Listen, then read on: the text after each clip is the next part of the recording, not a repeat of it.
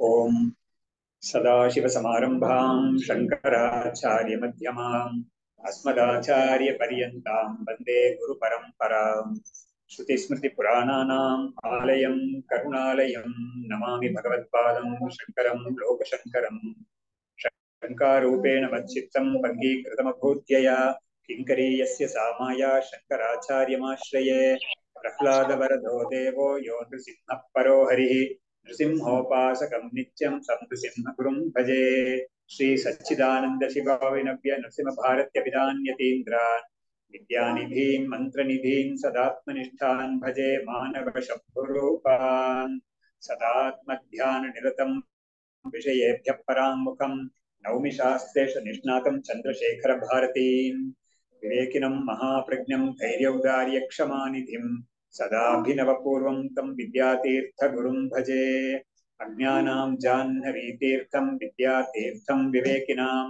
सर्वेषां सुखदं तीर्थं भारतीतीर्थमाश्रये विद्याविनयसम्पन्नं वीतरागं विवेकिनं वन्दे वेदान्ततत्त्वज्ञं विदुषेखरभारतीं नमामि यामिनीनाथलेखालङ्कृतकुन्तलां भवानीं भवसन्तापनिर्वापणसुधानदीं नमः श्री शङ्करानन्द गुरुपादाम्बुजन्मने सविलास महामोहग्राहग्रासैककर्मणे तत्पादाम्बुरुहद्वन्द्वसेवा निर्मलचेतसां सुखबोधाय तत्त्वस्य विवेकोऽयं विधीयते। ಇದರಲ್ಲಿ ಚಾಂದೋಗ್ಯ ಉಪನಿಷತ್ತಿನ ಒಂದು ಭಾಗ, ಅದರಲ್ಲಿ 7ನೇ ಅಧ್ಯಾಯ ಅಂತ ಬರುತ್ತೆ. ಅದರಲ್ಲಿ ನಾರದರಿಗೆ ಮತ್ತು ಸನತ್ ಕುಮಾರರಿಗೆ ಆಗುವ ಒಂದು ಸಂವಾದ. ಇದರಲ್ಲಿ ಬ್ರಹ್ಮ ವಿದ್ಯಾ ಅನ್ನೋದಕ್ಕೆ ಇಲ್ಲಿ ಭೂಮ ವಿದ್ಯಾ ಅಂತ ಹೆಸರು. ಭೂಮ ಅಂತ ಹೇಳಿದ್ರೆ ತಮಿಳು ಸಂಸ್ಕೃತದಲ್ಲಿ ತುಂಬಾ ಮಹತ್ತಾದ, ತುಂಬಾ ದೊಡ್ಡದು, ತುಂಬಾ ಅತ್ಯಂತ ವಿಸ್ತಾರವಾದ್ದು ಇಂಥ ಅರ್ಥ ಎಲ್ಲ ಇದೆ ಅದಕ್ಕೆ. ಸೊ ಹಾಗಾಗಿ ಅದೇ ಬ್ರಹ್ಮ ಅಂತ, ಅದೇ ಬ್ರಹ್ಮ.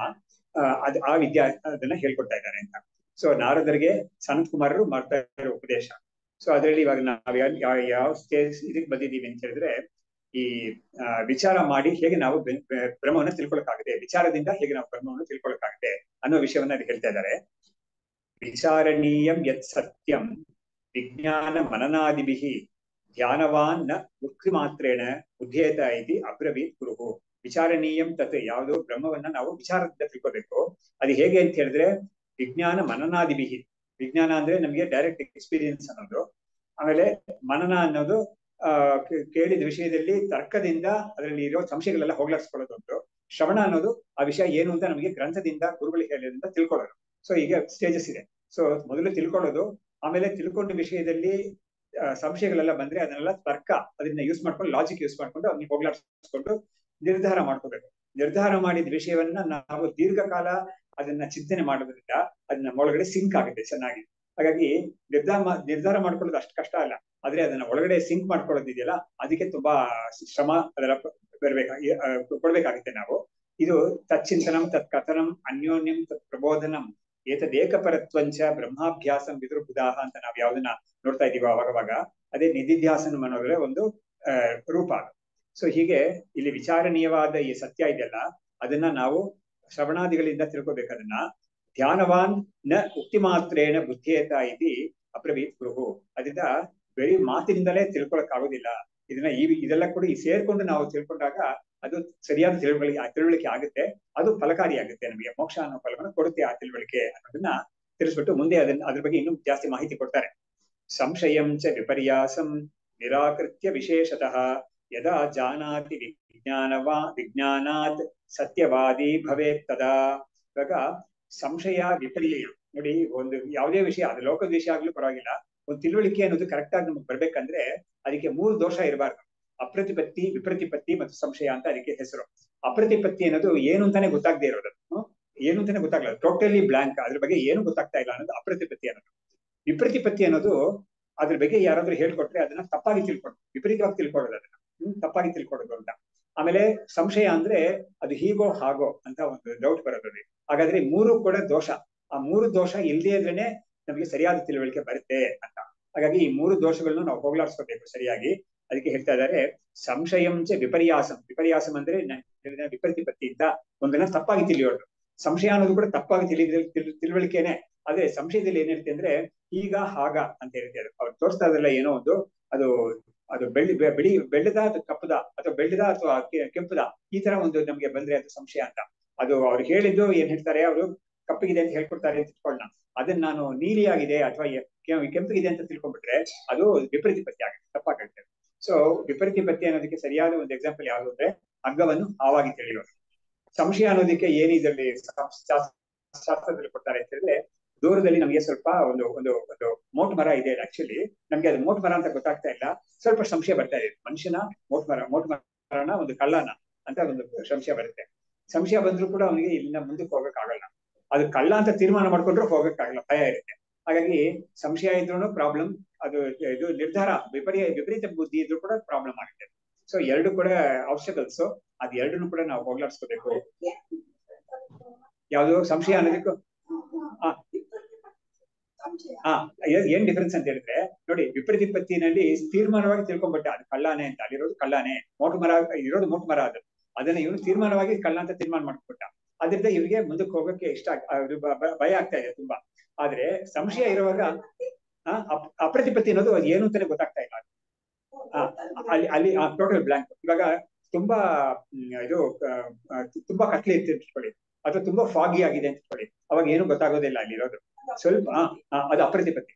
ಸೊ ಹಾಗಾಗಿ ವಸ್ತು ಇದೆ ಅಲ್ಲಿ ಖಂಡಿತ, ಆದ್ರೆ ಇವ್ಗೆ ಏನೋ ಒಂದು ಕಾರಣದಿಂದ ದೋಷದಿಂದ ಏನು ಅಂತಾನೆ ಗೊತ್ತಾಗ್ತಾ ಇಲ್ಲ. ಸೊ ವಸ್ತು ಇದೆ, ಆದ್ರೆ ಅದು ಒಂದು ಕಾಣಿಸ್ತಾ ಇದೆ ಈ ವಸ್ತು, ಬಟ್ ಅದನ್ನ ತಪ್ಪಾಗಿ ತಿಳ್ಕೊಳ್ತಾನೆ ಅನ್ನೋದು ವಿಪ್ರತಿಪತ್ತಿ. ಅದು ಹೀಗೋ ಹಾಗೋ ಅಂತ ಒಂದು ಡೌಟ್ ಇದೆ, ಅದಕ್ಕೆ ಡೌಟ್ ಅಂತ. ಹೀಗೋ ಹಾಗೋ ಅಂತ ನಿರ್ಧಾರ ಮಾಡಕ್ ಆಗ್ತಾ ಇಲ್ಲ, ಇದು ಆಗಿರ್ಬೋದು ಅದು ಆಗಿರ್ಬೋದು ಅಂತ. ಆವಾಗ್ಲೂ ಕೂಡ ಇವ್ನಿಗೆ ಏನಾಗುತ್ತೆ, ಮುಂದಕ್ಕೆ ಹೋಗೋಕ್ಕೆ ಒಂದು ಭಯ ಇರುತ್ತೆ. ಒಂದ್ ವೇಳೆ ಅಲ್ಲಿ ನಾನು ಒಂದು ಅದು ಮೋಟ್ ಮರನೇ ಅಂತ ಅನ್ಕೊಳ್ಳೋಣ, ಒಂದ್ ವೇಳೆ ಅದು ಮನುಷ್ಯನಾಗ್ಬಿಟ್ಟಿದ್ರೆ, ಅಲ್ಲಿ ಇರೋದು ಒಂದು ಕಳ್ಳನಾಗಿದ್ರೆ ಅದು ನಮ್ಗೆ ಆಪಾಸ ಅಲ್ವಾ, ಹಾಗಿಟ್ಟು ಅವಾಗ್ಲೂ ಹೋಗಕ್ಕಾಗಲ್ಲ ಮುಂದೆ. ಹಾಗಾಗಿ ಇದು ಮೂರು ದೋಷಗಳು ಇಲ್ಲದೆ ಹೋದ್ರೇನೆ ಒಬ್ಬನಿಗೆ ಸರಿಯಾದ ತಿಳುವಳಿಕೆ ಬರುತ್ತೆ ಅಂತ ಇರೋದ್ರಿಂದ, ಈ ಮೂರು ದೋಷಗಳು ಶಾಸ್ತ್ರದಲ್ಲಿ ಬರುತ್ತೆ, ತುಂಬಾ ಬರುತ್ತೆ, ಸಾಧ್ಯತೆ ಇದೆ. ಅದರಿಂದ ಏನ್ ಮಾಡ್ಬೇಕಾಗುತ್ತೆ, ಸರಿಯಾಗಿ ತಿಳುವಳಿಕೆ ನಮ್ಗೆ, ಅದಕ್ಕಾಗಿ ಶ್ರಮ ಪಡಬೇಕು. ಅದಕ್ಕೆ ಸರಿಯಾದ ಒಂದು ಮಾರ್ಗ ಇದೆ. ಹೇಗೆ ಗುರುಗಳು ಅದಕ್ಕೆ ಏನೇನ್ ಸಂಶಯ ಬಂದ್ರು ಗುರುಗಳ ಹತ್ರ ಕೇಳ್ಬೇಕು, ಅವ್ರು ಅದನ್ನ ಸಂಶಯ ನಿವಾರಣೆ ಮಾಡ್ತಾರೆ. ಮತ್ತೆ ಸಂಶಯ ಬಂದ್ರೆ ಮತ್ತೆ ಕೇಳ್ಬೇಕು, ಹಾಗೆಲ್ಲ ಕ್ರಮಗಳಿದೆ ಅದಕ್ಕೆ. ಸೊ ಸಂಶಯಂ ಚ ವಿಪರ್ಯಾಸಂ ನಿರಾಕೃತ್ಯ ವಿಶೇಷತಃ ಯದಾ ಜಾನಾತಿ ವಿಜ್ಞಾನಾತ್ ಸತ್ಯವಾದಿ ಭವೇತ್ ತದಾ. ಸೊ ಹಾಗಾಗಿ ಸಂಶಯ ವಿಪರೀತಿಪತ್ತಿ ಅಪ್ರತಿಪತ್ತಿ ಸಂಶಯ ಎಲ್ಲವನ್ನೂ ಹೋಗ್ಲಾಡ್ಸ್ಕೊಂಡು ಯಾವಾಗ ತಿಳುವಳಿಕೆ ಬರುತ್ತೋ ಆವಾಗ ಇವನು ಸತ್ಯವಾದಿ ಇರ್ತಾರೆ. ಸತ್ಯವಾದದ್ದೇನು, ಬ್ರಹ್ಮವನ್ನು ತಿಳ್ಕೊಂಡು ಅದನ್ನ ಹೇಳಕ್ಕೆ ಸಾಮರ್ಥ್ಯ ಇರೋನು ಅಂತ ಆಗುತ್ತೆ. ಸತ್ಯ ಅಂದ್ರೆ ಬ್ರಹ್ಮ ಇದೆ. ಹಾಗಾಗಿ ಹೀಗೆ ತಿಳ್ಕೊಳ್ಳದೆ ಹೋದ್ರೆ ಏನಾಗುತ್ತೆ, ಅವನು ಬ್ರಹ್ಮವಾದಿ ಆಗಕ್ಕಾಗಲ್ಲ. ಬೇರೆ ಏನೋ ವಾದ ಎಲ್ಲ ಮಾಡ್ಬೋದು, ಅಂದ್ರೆ ಇದು ಅವನಿಗೆ ಯಾವ್ದು ಸಬ್ಜೆಕ್ಟ್ ತಿಳ್ಕೊಂಡಿದ್ದಾನೋ ಅದ್ರ ಬಗ್ಗೆ ಎಲ್ಲ ಹೇಳ್ಬೋದು, ಅದ್ರ ಬಗ್ಗೆ ಮಾತಾಡ್ಬೋದು, ಎಲ್ಲ ಮಾಡ್ಬೋದು. ಆದ್ರೆ ಬ್ರಹ್ಮವನ್ನು ನೀನ್ ತಿಳ್ಕೊಬೇಕು ಅಂತ ಹೇಳಿದ್ರೆ ಈ ಒಂದು ಕ್ರಮ ಇದೆ. ಅದಕ್ಕೆ ಈ ತರ ದೋಷಗಳು ಯಾವ್ದು ಇರಬಾರದು, ಇಲ್ದೇನೆ ತಿಳ್ಕೊಂಡ್ರೇನೆ ಬ್ರಹ್ಮವನ್ನು ತಿಳ್ಕೊಂಡಾಗ ಆಗುತ್ತೆ ಅದು ಅಂತ ಸ್ಪಷ್ಟಪಡಿಸ್ತಾ ಇದ್ದಾರೆ. ವಿಜ್ಞಾನ ಹೇತುರ್ ಮನನಂ ಅನ್ವಯ ವ್ಯತಿರೇಕ ಭಾಗ್ ಶ್ರದ್ಧಾ ಮನನ ಹೇತು ಸ್ಯಾತ್ ಆಗಮಾಚಾರ್ಯ ವಾಕ್ಯಯೋ. ಇವಾಗ ಅಲ್ಲಿರೋ ಕೆಲವು ಅಂಶಗಳನ್ನೆಲ್ಲ ಡೆಫಿನಿಷನ್ ಕೊಟ್ಟು ಲಕ್ಷಣಗಳು ಹೇಳ್ತಾ ಇದ್ದಾರೆ ಏನು ಅಂತ. ವಿಜ್ಞಾನ ಹೇತು ಮನನಂ ಅನ್ವಯ ವ್ಯತಿರೇಕ ಭಾಗ್ ಅಂದ್ರೆ ವಿಜ್ಞಾನಕ್ಕೆ ಕಾರಣವಾಗಿ, ವಿಜ್ಞಾನ ಅಂದ್ರೆ direct knowledge or direct experience or confirmed or firm doubtless knowledge ಅಂತ ಒಂದು ನಾಲೆಜ್ ಬರಕ್ಕೆ ಮನನ ಕಾರಣವಾಗುತ್ತೆ. ಆ ಮನನ ಏನು ಅಂತ ಹೇಳಿದ್ರೆ ಅನ್ವಯ ವ್ಯತಿರೇಕ ಭಾಗ್ ಅಂತ. ಅನ್ವಯ ವ್ಯತಿರೇಕ ಅಂತ ಹೇಳಿದ್ರೆ ಏನು ಅಂದ್ರೆ ನೋಡಿ, ಕಾರಣ ಅನ್ನೋದಿದ್ದಾಗ ಕಾರ್ಯ ಅನ್ನೋದಿರುತ್ತೆ, ಕಾರಣ ಇಲ್ಲದೆ ಹೋದ್ರೆ ಕಾರ್ಯ ಇರೋದಿಲ್ಲ. ಹಾಗಾಗಿ ಮೊದಲು ಹೇಳಿದೇನು, ಕಾರಣ ಇದ್ರೆ ಕಾರ್ಯ ಇರುತ್ತೆ, ಮಣ್ಣಿದ್ರೆ ಘಟ ಉಂಟಾಗುತ್ತೆ, ಅದು ಅನ್ವಯ. ವ್ಯತಿರೇಕ ಅನ್ನೋದು ಯಾವ್ದು ಅಂದ್ರೆ ಮಣ್ಣಿದ್ದೆ ಹೋದ್ರೆ ಘಟ ಇರೋದಿಲ್ಲ ಅಂತ ಹೇಳೋದು ವ್ಯತಿರೇಕ. ಸೊ ಹೀಗೆ ಅನ್ವಯ ವ್ಯತಿರೇಕ ಎರಡಕ್ಕೂ ಡಿಫರೆನ್ಸ್ ನಾವು ತಿಳ್ಕೊಂಡು ಯಾವ್ಯಾವ ದೋಷ ಯಾವ್ದ್ರಿಂದ ಬರ್ತಾ ಇದೆ ಅಂತ ತಿಳ್ಕೊಂಡು ಆ ದೋಷಗಳನ್ನ ನಾವು ಹೋಗ್ಲಾಡ್ಸ್ಕೋಬೇಕು. ಈ ಅನ್ವಯ ವ್ಯತಿರೇಕ ಲಾಜಿಕ್ ನ ಯೂಸ್ ಮಾಡೋದ್ರಿಂದ ಏನು ಪ್ರಯೋಜನ ಅಂತ ಹೇಳಿದ್ರೆ, ಆ ಕಾರ್ಯಕಾರಣ ಭಾವ ಚೆನ್ನಾಗಿ ಸಿದ್ಧವಾಗುತ್ತೆ. ಒಂದು ವಸ್ತುವಿಗೆ ಇದೇ ಕಾರಣ ಅಂತ. ಇವಾಗ ಯಾವುದೇ ಆಗ್ಲಿ, ಉದಾಹರಣೆಗೆ ಯಾವುದೇ ಒಂದು ದೋಷ ಅಥವಾ ಏನೋ ಒಂದು ತೊಂದರೆ ಅವನ್ನ ಕಾಡ್ತಾ ಇದೆ, ಸಮ್ ಆಬ್ಸ್ಟಿಕಲ್ ಅವನಿಗೆ ಮನಸ್ಸಲ್ಲಿರೋದು ಒಂದು ತೊಂದರೆ ಕಾಡ್ತಾ ಇದೆ. ಇದಕ್ಕೆ ಏನ್ ಕಾರಣ, ನಾವು ಮೆಡಿಕಲ್ ಎಲ್ಲೂ ಕೂಡ ಇದೇ ನೋಡ್ತೀವಿ. ನಾವು ಯಾವ್ದೋ ಕಾಯಿಲೆ ಅಂತ ಹೇಳಿದ್ರೆ ಸಿಂಪ್ಟಮ್ಸ್ ನೋಡ್ತಾರೆ, ನೋಡ್ಬಿಟ್ಟು ನನಗೆ ಈ ತರ ಇಂಥ ಕಡೆ ನನಗೆ ತುಂಬಾ ನೋವಾಗ್ತಾ ಇದೆ, ಅಥವಾ ಕೈಯಲ್ಲಿ ಇಂಥ ಕಡೆ ತುಂಬಾ ಜುಮ್ ಅಂತ ಇದೆ, ಅಥವಾ ಸೆನ್ಸೇಷನ್ ಇಲ್ಲ ಈ ಜಾಗದಲ್ಲಿ ಅಂತ ಇದ್ರೆ ಅದನ್ನ ಡಾಕ್ಟರ್ ಹತ್ರ ಹೋದಾಗ ಅವರು ಇದೆಲ್ಲ ಕೇಳ್ತಾರೆ. ಕೇಳ್ಬಿಟ್ಟು ಇದಕ್ಕೆ ಏನ್ ಕಾರಣವಾಗಿರುತ್ತೆ ಅಂತ ಅವರು ತೀರ್ಮಾನ ಮಾಡ್ತಾರೆ. ಕಾರಣ ತೀರ್ಮಾನ ಮಾಡಿದ್ಮೇಲೆ ಅದನ್ನ ರೆಮಿಡಿ ಮಾಡಕ್ಕೆ ಅವಾಗ ಮುಂದಕ್ಕಾಗುತ್ತೆ. ಸೊ ಯಾವುದೇ ಒಂದು ವಿಷಯಕ್ಕೂ ಕೂಡ ಕಾರ್ಯವನ್ನು ನೋಡಿ ನಾವು ಕಾರಣವನ್ನ ಅನುಮಾನ ಮಾಡ್ಕೋಬೇಕಾಗುತ್ತೆ, ಇನ್ಫರ್ ಮಾಡ್ಕೋಬೇಕಾಗುತ್ತೆ, ಮಾಡ್ಕೊಂಡು ಅದಕ್ಕೆ ರೆಮಿಡಿ ನೋಡ್ಬೇಕಾಗುತ್ತೆ. ಸೊ ಏನೇ ಇದ್ರು ಕೂಡ ಅನ್ವಯ ವ್ಯತಿರೇಕ ಅನ್ನೋದು ಎಲ್ಲಿ ಬರುತ್ತೆ ಅಂತ ಹೇಳಿದ್ರೆ, ಇದು ಇದ್ರೆ ಈ ಕಾರಣ ಅನ್ನೋದು ಇದ್ರೆ ಕಾರ್ಯ ಅನ್ನೋದು ಉಂಟಾಗುತ್ತೆ. ಕಾರಣ ಇಲ್ಲದೆ ಹೋದ್ರೆ ಕಾರ್ಯ ಇರೋದಿಲ್ಲ. ಆಮೇಲೆ ಕಾರ್ಯ ಅನ್ನೋದು ಹೀಗಿದೆ, ಇದಕ್ಕೆ ಕಾರಣ ನಮ್ಗೆ ಹೆಚ್ಚು ಕಡೆಗಳಲ್ಲಿ ಏನಾಗುತ್ತೆ ಅಂದ್ರೆ ಕಾರ್ಯ ಅನ್ನೋದು ಕಣ್ಣಿಗೆ ಕಾಣಿಸ್ತಾ ಇರುತ್ತೆ, ಅನುಭವಕ್ಕೆ ಬರ್ತಾ ಇರುತ್ತೆ, ಕಾರಣ ಗೊತ್ತಾಗ್ತಾ ಇರಲ್ಲ. ಅವಾಗ ಕಾರಣವನ್ನು ಕಂಡುಹಿಡಿಯೋದು ಒಂದು ಅದಕ್ಕೆ ನಮಗೆ ನಿಪುಣರು ತಜ್ಞರು ಅಂತ ಇದಲ್ಲ, ಸ್ಪೆಷಲಿಸ್ಟ್ ಎಲ್ಲ ಬೇಕಾಗಿದೆ ಕಾರಣವನ್ನು ಕಂಡುಹಿಡಿಯಕ್ಕೆ. ಇದು ಬಿಟ್ಟು ಇನ್ನೊಂದು ಅನ್ವಯ ವ್ಯತಿರೇಕ ಅಂತ ಒಂದಿದೆ. ಅದೇನು ಅಂತ ಹೇಳಿದ್ರೆ ಪಂಚದಶಿಯಲ್ಲಿ ಅದು ಕೂಡ ಹೇಳ್ಕೊಟ್ಟಿದ್ದಾರೆ ಅವರು. ಏನಂದ್ರೆ ಜಾಗೃತ, ಸ್ವಪ್ನ, ಸುಷುಪ್ತಿ ಅಂತ 3 ಅವಸ್ಥೆಗಳು ನಮ್ಗೆ ಬರ್ತಾ ಇದೆ ಅಲ್ವಾ. ಈ 3 ಅವಸ್ಥೆಗಳು ಕೂಡ ಜಾಗೃತ ಅವಸ್ಥೆ ಇರುವಾಗ ಸ್ವಪ್ನ ಮತ್ತು ಸುಷುಪ್ತಿ ಇರೋದಿಲ್ಲ, ಸ್ವಪ್ನಾವಸ್ಥೆ ಇರುವಾಗ ಇವೆರಡು ಇರೋದಿಲ್ಲ, ಸುಷುಪ್ತಿನಲ್ಲಿ ಜಾಗೃತ ಮತ್ತು ಸ್ವಪ್ನ ಇರೋದಿಲ್ಲ. ಹಾಗಾಗಿ ಏನಾಯ್ತು ಅಲ್ಲಿ ಜಾಗೃತ ಅಂತ ಇರುವಾಗ ಇವೆರಡು ಇಲ್ಲದೆ ಇರುತ್ತಲ್ವಾ, ಅವಾಗ ಇದೆಲ್ಲ ವ್ಯತಿರೇಕ ಅಂತ. ಸೊ ಅದಿರುವಾಗ ಇದೆರಡು ಇರೋದಿಲ್ಲ ಅನ್ನೋದು ವ್ಯತಿರೇಕ. ಆದ್ರೆ ಇವ ಮೂರಲ್ಲೂ ಕೂಡ ಒಂದು ವಸ್ತು ಇದೆ, ಅದ್ ಯಾವ್ದು ಅಂದ್ರೆ ಆತ್ಮ ಸ್ವರೂಪ. ನಾವು ಅಂತ ನಮ್ಮ ಸ್ವರೂಪ ಇದೆಯಲ್ಲ ಆತ್ಮ, ಅದು ಎಲ್ಲದರಲ್ಲೂ ಇದ್ಕೊಂಡಿದೆ ಅದು. ಹಾಗಾಗಿ ಅದು ಅನ್ವಯವಾಗಿರುತ್ತೆ, ಎಲ್ಲದರಲ್ಲೂ ಅದು ಅನ್ವಯತ್ವಾಗಿರುತ್ತೆ ಅದು. ಹಾಗಾಗಿ ಜಾಗೃತ, ಸ್ವಪ್ನ, ಸುಷುಪ್ತಿನಲ್ಲಿ 3ರಲ್ಲೂ ಕೂಡ ಇದು ಇಲ್ಲದೆ ಹೋಗೋದಿಲ್ಲ. ಆದ್ರೆ ಏನಾಗುತ್ತೆ, ಜಾಗೃತಲ್ಲಿ ಇವೆರಡು ಇರೋದಿಲ್ಲ, ಈ ಒಂದ್ರಲ್ಲಿ ಒಂದಿದ್ರೆ ಈ ಬಾಕಿ 2 ಇರೋದಿಲ್ಲ. ಆದ್ರೆ ಯಾವುದೇ ಇದ್ರೂ ಕೂಡ ಎಲ್ಲದ್ರಲ್ಲೂ ಕೂಡ ಆತ್ಮ ಅನ್ನೋದು ಇರ್ತಾನೆ ಇರುತ್ತೆ, ಅವಾಗ ಯಾವಾಗ್ಲೂ ಆತ್ಮ ಇರ್ತಾ ಇರುತ್ತೆ. ಹಾಗಾಗಿ ಆತ್ಮನಿಗೆ ಅನ್ವಯ ವ್ಯತಿರೇಕ ಇವುಗಳಿಗೆ ಮಾತ್ರ ವ್ಯತಿರೇಕ ಇರುತ್ತೆ, ಯಾವುದು 3 ಅವಸ್ಥೆಗಳು ಮಾತ್ರ ವ್ಯತಿರೇಕ ಇರುತ್ತೆ, ಆತ್ಮನಿಗೆ ಮಾತ್ರ ಅನ್ವಯ ಯಾವಾಗ್ಲೂ ಇರುತ್ತೆ ಅಂತ. ಸೊ ಹೀಗೆ ನಾವು ಅನ್ವಯ ವ್ಯತಿರೇಕ ಲಾಜಿಕ್ ಇಟ್ಕೊಂಡು ನಾವು ಇದನ್ನ ನಾವು ತೀರ್ಮಾನ ಮಾಡ್ಕೋಬೇಕು ಅಂತ. ಸೊ ಹೀಗೆ ನಾವು ನೋಡ್ಕೊಂಡಾಗ ಈ ಅನ್ವಯ ವ್ಯತಿರೇಕದಿಂದ ನಮ್ಗೆ ಏನು ಪ್ರಯೋಜನ ಆಗುತ್ತೆ ಅಂದ್ರೆ ಮನನವನ್ನು ನಮ್ಗೆ ಚೆನ್ನಾಗಿ ಮಾಡ್ಕೊಳಕ್ಕಾಗುತ್ತೆ. ಅದು ಶ್ರದ್ಧಾ ಮನನ ಹೇತು. ಹಾಗಾದ್ರೆ ಈ ಮನನಕ್ಕೆ ಕೂಡ ಕಾರಣ ಏನಾಗುತ್ತೆ ಅಂತ ಕೇಳಿದ್ರೆ ಶ್ರದ್ಧೆಯೇ ಮನನಕ್ಕೆ ಕಾರಣವಾಗುತ್ತೆ ಅಂತ. ಯಾತಕ್ಕೆ ಅಂತ ಹೇಳಿದ್ರೆ ಹೇಳ್ತಾ ಇದ್ದಾರೆ, ಆಗಮ ಆಚಾರ್ಯ ವಾಕ್ಯಯೋಗೋ ಶ್ರದ್ಧಾ. ಹಾಗಾಗಿ ಆಗಮ ಅಂದ್ರೆ ಶಾಸ್ತ್ರ, ವೇದಾಂತ ಶಾಸ್ತ್ರ ಅನ್ನೋದು ಅದು ಮತ್ತು ಆಚಾರ್ಯ, ಈ ವೇದಾಂತ ಶಾಸ್ತ್ರವನ್ನ ಅವರೇ ನಮ್ಗೆ ಬಿಡಿಸಿ ಹೇಳ್ತಾರೆ ಆಚಾರ್ಯರು. ಹಾಗಾಗಿ ಆಚಾರ್ಯರ ವಾಕ್ಯನಲ್ಲಿ ಆಮೇಲೆ ಶಾಸ್ತ್ರ ಹೇಳಿರೋ ವಾಕ್ಯನಲ್ಲಿ ಇವನಿಗೆ ಅದು ದೃಢವಾದ ಶಬ್ದ ಒಬ್ಬನಿಗೆ ಇರ್ಬೇಕು. ಆ ಶ್ರದ್ಧಾ ಅಂದ್ರೆ ಏನು, ಅದು ಸತ್ಯ ಅಂತ ಬುದ್ಧಿ. ಇದರಲ್ಲಿ ವಿವೇಕ ಚೂಡಾಮಣಿಯಲ್ಲಿ ಶ್ರದ್ಧಾ ಅಂದ್ರೆ ಏನ್ ಹೇಳಿದ್ದಾರೆ ಅಂದ್ರೆ, ಶಾಸ್ತ್ರಸ್ಯ ಗುರುವಾಕ್ಯಸ್ಯ ಸತ್ಯಬುದ್ಧಿಯ ಅವಧಾರಣ ಸಾ ಶ್ರದ್ಧಾ ಕಥ್ಯದ ಶಕ್ತಿ ಯಯಾ ವಸ್ತುಪಲಭ್ಯತೆ ಅಂತ ಹೇಳ್ಬಿಟ್ಟು ಅಲ್ಲಿ ತೋರಿಸ್ತಾರೆ. ಶಾಸ್ತ್ರದಲ್ಲಿ ಮತ್ತು ಗುರುವಾಕ್ಯದಲ್ಲಿ ಇದು ಸತ್ಯವಾದ್ದು ಅಂತ ದೃಢವಾದ ವಿಶ್ವಾಸ ಇರಬೇಕು. ಒಂದ್ ವೇಳೆ ಅವನಿಗೆ ನೋಡಿ ಈ ವಿಶ್ವಾಸ ಅನ್ನೋದು ಎಷ್ಟು ಬೆಳಕು ಇರ್ಬೇಕು ಅಂತ ಹೇಳ್ತಾರೆ ಅಂತ ಹೇಳಿದ್ರೆ, ಅವ್ರು ಹೇಳ್ತಾ ಇರೋದು ಈ ಸಂದರ್ಭದಲ್ಲಿ ನನ್ಗೆ ಅದು ಸರಿ ಅಂತ ಅನಿಸ್ತಾ ಇಲ್ಲ, ಮನಸ್ಸಿಗೆ ಏನೋ ಒಂದು ಮನಸ್ಸಿಗೆ ನಾಟ್ತಾ ಇಲ್ಲ, ಒಳಗಡೆ ಹೋಗಿ ಕನ್ವಿನ್ಸ್ ಆಗ್ತಾ ಇಲ್ಲ. ಬಟ್ ಹಾಗಿದ್ರು ಕೂಡ ಅವ್ರು ಹೇಳಿದ್ದು ತಪ್ಪು ಅಂತ ನಾನು ಹೇಳಲ್ಲ, ಅವ್ರು ಸರಿಯಾಗಿ ಹೇಳ್ತಾ ಇದ್ದಾರೆ. ಆದ್ರೆ ನನಗೆ ಅದನ್ನ ತಿಳ್ಕೊಳಕ್ಕೆ ನನ್ಗೇನೋ ಸ್ವಲ್ಪ ಆಗ್ತಾ ಇಲ್ಲ, ಏನೋ ನನ್ ಕಡೆ ಏನೋ ಸ್ವಲ್ಪ ಆಬ್ಸ್ಟಿಕಲ್ಸ್ ಇದೆ. ಅದನ್ನ ಸರಿ ಮಾಡ್ಕೊಂಡ್ರೆ ಅವಾಗ ಅವ್ರು ಹೇಳಿದ್ದು ನನಗೆ ಸರಿ ಅಂತ ನನಗೆ ಅಪ್ರಿಶಿಯೇಟ್ ಮಾಡಕ್ಕಾಗುತ್ತೆ. ಸೊ ಅವ್ರು ಹೇಳೋದನ್ನ ನಾನು ತಿರಸ್ಕರಿಸ್ತಾ ಇಲ್ಲ, ಆದ್ರೆ ಅವ್ರು ಹೇಳೋದು ನನಗೆ ಇವಾಗ ಅರ್ಥ ಆಗ್ತಾ ಇಲ್ಲ ಅಂತ ಬೇಕಾದ್ರೆ ಹೇಳ್ಬೋದು. ಅವಾಗ ಕೂಡ ಶ್ರದ್ಧೆ ಇದೆ ಅಂತ ಗೊತ್ತಾಗುತ್ತೆ. ಖಂಡಿತ ಅಂತ ಒಂದು ಶ್ರದ್ಧೆ ಇದ್ರೆ ಅವಾಗ ಏನಾಗುತ್ತೆ, ಅವನಿಗೆ ಅವನೇ ಇನ್ನು ಮುಂದೆ ಹುಡುಕ್ತಾನೆ. ನೋಡು ಅವ್ರು ಹೇಳಿದ್ರಲ್ಲ ಇದು ಏನೋ ಮನಸ್ಸಿಗೆ ಸರಿಯಾಗಿ ಬರ್ತಾ ಇಲ್ಲ, ಅದು ಹೇಗ್ ಸರಿಯಾಗಿ ಬರ್ಬೇಕು ಅಂದ್ರೆ ನನಗೇನೋ ಸ್ವಲ್ಪ ಆಬ್ಸ್ಟಿಕಲ್ಸ್ ಇದೆ, ಅದನ್ನ ನಾನ್ ಸರಿ ಮಾಡ್ಕೋಬೇಕು ಅಂತ ಹೇಳ್ಬಿಟ್ಟು ಇನ್ನೂ ಸ್ವಲ್ಪ ಹುಡುಕ್ತಾನೆ. ಇಲ್ಲ ಅವ್ರನ್ನೇ ಕೇಳ್ತಾನೆ ಅಥವಾ ಬೇರೆ ಯಾರನ್ನಾದ್ರೂ ಕೇಳ್ತಾನೆ. ಏನಾಗುತ್ತೆ ಅವನಿಗೆ ಅವ್ರು ಹೇಳಿದ್ದು ತಪ್ಪು ಅಂತ ಅವನಿಗೆ ಬುದ್ಧಿ ಇಲ್ಲ, ಸರಿ ತಾನೇ ಬುದ್ಧಿ ಇದೆ, ಆದ್ರೆ ಅರ್ಥ ಆಗ್ತಾ ಇಲ್ಲ ಅಂತ ಇದೆ ಅಂತ ಅದನ್ನ ಹೋಗ್ಲಿಸ್ಕೊಳಕ್ಕೆ ದಾರಿ ಇರುತ್ತೆ. ಆದ್ರೆ ಯಾವಾಗ ಇವನು ಅವ್ರು ಹೇಳಿದ್ದು ತಪ್ಪು ಅಂತ ನಿರ್ಧಾರ ಮಾಡ್ತಾನೋ ಅವನಿಗೆ ಸರಿಯಾದ ಅರಿವು ಬರಕ್ಕೆ ದಾರಿನೇ ಇಲ್ಲ. ಅದು ತುಂಬಾ ದೊಡ್ಡ ಅಪರಾಧ. ಹಾಗಾಗಿ ಆ ಶ್ರದ್ಧೆ ಅನ್ನೋದು ಮಾತ್ರ ಅದು ಎಸ್ಪೆಷಲಿ ಗುರು ವಾಕ್ಯದಲ್ಲಿ, ಶಾಸ್ತ್ರದ ವಾಕ್ಯದಲ್ಲಿ ಅವ್ರು ಹೇಳಿದ್ ಮಾತ್ರ ಅಕ್ಷರಶಃ ಸರಿಯದು ಅಂತ ಒಂದು ದೃಢವಾದ ವಿಶ್ವಾಸ ಇರಬೇಕು. ಅದಿದ್ರೆ ಅವ್ನಿಗೆ ಗೆದ್ಕೊಳ್ತಾನೆ. ಒಂದ್ ವೇಳೆ ಅವ್ನಿಗೆ ಸರಿಯಾಗಿ ಅರ್ಥ ಆಗಿಲ್ಲ, ಕನ್ವಿನ್ಸ್ ಆಗಿಲ್ಲ, ಅದು ಹೇಳಿದ್ರೆ ಸ್ವಲ್ಪ ಕ್ವೆಶ್ಚನ್ಸ್ ಬರ್ತಾ ಇದೆ, ಡೌಟ್ ಇದೆ ಅಂತ ಹೇಳಿದ್ರೆ ಕೂಡ ಅದನ್ನೆಲ್ಲ ಪರಿಹಾರ ಮಾಡೋಕೆ ನಮ್ಮ ಶಾಸ್ತ್ರದಲ್ಲಿ ಅವಕಾಶ ಇದೆ, ಗುರು ಶಿಷ್ಯ ಸಂವಾದದಲ್ಲಿ ಅದೆಲ್ಲ ಅವಕಾಶ ಇದೆ. ಅದು ಹಾಗಾಗಿ ಈ ಒಂದು ವಿಷಯ ತುಂಬಾ ಮುಖ್ಯ ಅಂತ ತೋರಿಸ್ಕೊಡ್ತಾ ಇದ್ದಾರೆ ಈ ಶ್ಲೋಕದಲ್ಲಿ. ಮುಂದಕ್ಕೆ ಶ್ರದ್ಧಾಯ ಕಾರಣಂ ನಿಷ್ಠಾ ಸದಾ ಶುಶ್ರೂಷಣಂ ಹಿಸ ಚಿತ್ತ ಏಕಾಗ್ರೆ ಮತಿಸ್ತ್ಯಾಸೌ ನಿಷ್ಠಾಯ ಕಾರಣಂ ಭವೇತ್ ಅಂತ ಒಂದೊಂದು ಅಂಶಕ್ಕೂ ಅದಕ್ಕೆ ಕಾರಣ ಯಾವುದು ಅದನ್ನ ಹೇಳ್ತಾ ಬರ್ತಾ ಇದ್ದಾರೆ. ನೋಡಿ, ವಿಜ್ಞಾನಕ್ಕೆ ಕಾರಣ ಮನನವಾಗುತ್ತೆ. ಮನನ ಎಂಥದ್ದು ಅಂತ ಹೇಳಿದ್ರೆ ಅನ್ವಯ ವ್ಯತಿರೇಕವೆಲ್ಲ ಸೇರ್ಕೊಂಡಿರುತ್ತೆ. ಆ ಮನನಕ್ಕೆ ಕಾರಣವಾಗಿರೋದು ಏನು ಅಂತ ಹೇಳಿದ್ರೆ ಶ್ರದ್ಧೆ ಕಾರಣವಾಗಿರುತ್ತೆ. ಶ್ರದ್ಧೆ ಅಂದ್ರೆ ಏನು ಅಂತ ಹೇಳಿದ್ರೆ ಗುರುವಾಕ್ಯದಲ್ಲಿ, ಶಾಸ್ತ್ರ ವಾಕ್ಯದಲ್ಲಿ ಸತ್ಯ ಅಂತ ಒಂದು ದೃಢವಾದ ಬುದ್ಧಿ ಅಂತ. ಇವಾಗ ಶ್ರದ್ಧೆಗೆ ಏನು ಕಾರಣವಾಗಿರುತ್ತೆ ಅಂತ ಹೇಳಿದ್ರೆ ನಿಷ್ಠಾ ಅಂತ ಹೇಳಿದ್ರು. ನಿಷ್ಠಾ ಅಂತ ಹೇಳಿದ್ರೆ ನಿತರಾಂ ಸ್ಥಿತಿ ಅಂತ ಅದಕ್ಕೆ ಒಂದು ಡೆಫಿನೇಷನ್ ಕೊಡ್ತಾರೆ. ಅಂದ್ರೆ ತೀರ್ಮಾನವಾಗಿ ಅದರಲ್ಲೇ ಇರೋದು, ಖಂಡಿತ ಅದೇ ನಿಷ್ಠೆ, ತದೇಕ ಪರತೆ ಅಂತ ಹೇಳ್ತೀವಲ್ಲ ಅದನ್ನ ನಿಷ್ಠೆ ಅಂತ. ಅದನ್ನ ಬಿಟ್ಟು ನಾನು ಹೋಗುದಿಲ್ಲ, ಅದರಲ್ಲಿ ನಾನು ಇರ್ತೀನಿ ಅಂತ ಒಂದು ಅಭ್ಯಾಸ ಅಥವಾ ಒಂದು ವ್ರತ ಅಂತ ಒಂದು ತಗೊಂಡ್ರೆ ಅದು ಯಾವ್ದ್ರಲ್ಲಾದ್ರೂ ಇರ್ಬೋದು. ನೋಡಿ, ಇಂಥ ಒಂದು ಸಿನಿಮಾ ಎಲ್ಲ ನಾನು ನಿಮ್ಮಲ್ಲಿ ನೋಡಲ್ಲ ಅಂತ ಇರ್ಬೋದು. ಇಲ್ಲಿಯವರೇ ನಾನು ಇಂಥ ಒಂದು ಇದು ವಿಡಿಯೋಸ್ ಎಲ್ಲ ನೋಡೋದಿಲ್ಲ ನಾನು, ಅಥವಾ ಇಂಥ ಒಂದು ಸ್ಪೀಚಸ್ ನಾನು ಕೇಳೋದಿಲ್ಲ, ಅಥವಾ ಇಂಥ ಆಹಾರ ನಾನು ಸೇವಿಸಲ್ಲ ಇಂತಲೇ ಈ ತರ ಒಂದು ಇಟ್ಕೊಳ್ಳೋದು. ಇಂಥ ಒಂದು ಇದೆಯಲ್ಲ, ಅಥವಾ ಈ ಪೀರಿಯಡ್ ಅಲ್ಲಿ ನಾನು ಇದನ್ನ ಮಾಡೋದಿಲ್ಲ ಅಂತ, ಇದಕ್ಕೆಲ್ಲ ವ್ರತಗಳು ಅಂತೆಲ್ಲ ಹೇಳ್ತೀವಲ್ಲ, ಅದೆಲ್ಲ ನಿಷ್ಠೆ ಅಂತ ಬರ್ತದೆ. ಅದರಿಂದ ನಮಗೆ ತುಂಬಾ ಮೆಂಟಲ್ ಸ್ಟ್ರೆಂತ್ ಬರ್ತದೆ ತುಂಬಾ. ಹಾಗಾಗಿ ಅದಕ್ಕೇನೆ ಅದೆಲ್ಲ ಹೇಳಿದ್ದಾರೆ ಅವರು. ಹಾಗಾಗಿ ನೋಡಿ, ಕೆಲವರು ಹೇಳ್ತಾರೆ ಈ ಮಡಿ ಇದರಿಂದ ಏನ್ ಪ್ರಯೋಜನ ಇಲ್ಲ ಅಂತ ಹೇಳ್ತಾರೆ. ಬಟ್ ನಮ್ಮ ಗುರುಗಳು ಹೇಳ್ತಾ ಇದ್ರು, ಅದರಿಂದ ಮನಸ್ಸಿಗೆ ಎಷ್ಟು ನಿಯಂತ್ರಣ ಬರುತ್ತೆ ಅಂತ ನೀನು ಯೋಚನೆ ಮಾಡ್ಬೇಕದನ್ನ. ಇವಾಗ ನಾನು ಸ್ನಾನ ಮಾಡಿ ಬರ್ತಾ ಇದ್ದೀನಿ, ಮನೆಯಿಂದ ಸ್ನಾನ ಮಾಡಿ ಮಿಡಿಯಾಗಿ ಬರ್ತಾ ಇದ್ದೀನಿ. ದಾರಿಲಿ ಏನೋ ಒಂದು ಬಟ್ಟೆನೋ ಒಂದು ದಾರಾನೋ ಇದ್ರೆ ಕೂಡ ನಾನು ಅಷ್ಟು ಕೇರ್ಫುಲ್ ಆಗಿ ನೋಡ್ತಾ ಇದ್ದೀನಿ ಅಂತ, ಯಾವ್ದನ್ನು ತುಳಿಬಾರ್ದು, ಯಾಕಂದ್ರೆ ನನಗೆ ತುಳಿದ್ರೆ ನನಗೆ ಮಡಿ ಹೊಟ್ಟೋಗುತ್ತೆ ಅಂತ. ಅಂತರ ಒಂದು ಇರುವಾಗ ಇವನು ಏನ್ ಮಾಡ್ತಾ ಇದ್ದಾನೆ, ಜಾಗರೂಕತೆ ಅಂತ ಒಂದಿದೆಯಲ್ಲ ಅದನ್ನ ಬಯಸ್ತಾ ಇದ್ದಾನೆ. ಇದು ಎಲ್ಲಿವರೆಗೂ ಇವನು ತಗೊಂಡೋಗುತ್ತೆ ಅಂತ ಹೇಳಿದ್ರೆ, ಶಾಸ್ತ್ರದಲ್ಲಿ ಯಾವುದು ಸತ್ಯ ಮಿಥ್ಯ ನಿತ್ಯ ಅನಿತ್ಯ ಅಂತ ಎಲ್ಲ ಹೇಳಿದಾರಲ್ಲ, ಅಲ್ಲಿವರೆಗೂ ಇವನ್ನ ಕರ್ಕೊಂಡು ಹೋಗುತ್ತೆ. ಅದು ಯಾವ್ದು ಸತ್ಯವೋ ಅದನ್ನ ಮಾತ್ರ ಗ್ರಹಣ ಮಾಡ್ತೀನಿ, ಮಿಥ್ಯೆ ಅನ್ನೋದನ್ನ ಬಿಡ್ತೀನಿ ನಾನು, ಯಾವ್ದು ಅನಿತ್ಯವೋ ಅದನ್ನ ನಾನು ಬಿಡ್ತೀನಿ, ಯಾವ್ದು ಸತ್ಯವೋ ಅದನ್ನ ಮಾತ್ರ ನಾನು ಇಟ್ಕೊಳ್ತೀನಿ ಅಂತ. ಇಂಥ ಒಂದು ಸಣ್ಣ ಸಣ್ಣ ಎಕ್ಸಾಮ್ ಇದೆಲ್ಲ ಕೂಡ ಅವ್ನಿಗೆ ಅಲ್ಲಿವರೆಗೂ ಕರ್ಕೊಂಡು ಹೋಗುತ್ತೆ ಅದು ಅಂತ ಹೇಳಿದ್ದಾರೆ. ಒಬ್ರು ಕೇಳ್ತಾ ಇದ್ರು, ಒಂದು ಉಪನ್ಯಾಸದಲ್ಲಿ ಕೇಳಿದ್ರೆ ತುಂಬಾ ಚೆನ್ನಾಗಿತ್ತು. ಅವ್ರು ಹೇಳ್ತಾರೆ, ನೋಡು, ನೀನು ಸ್ನಾನ ಮಾಡಿ ಬಟ್ಟೆನ ಹರುತ್ತೀಯ, ಬಟ್ಟೆನ ಇದ್ರ ಮೇಲೆ ಹರುತ್ತೀಯಲ್ಲ, ಅವಾಗ ಅದು ಹೇಗಿರ್ಬೇಕು ಅಂತ ಹೇಳ್ತಾರೆ ಅವರು, ಒಂದು ಸ್ವಲ್ಪ ಕೂಡ ಸುಕ್ಕಿರಬಾರ್ದು ಅಂತ ಹೇಳ್ತಾರೆ.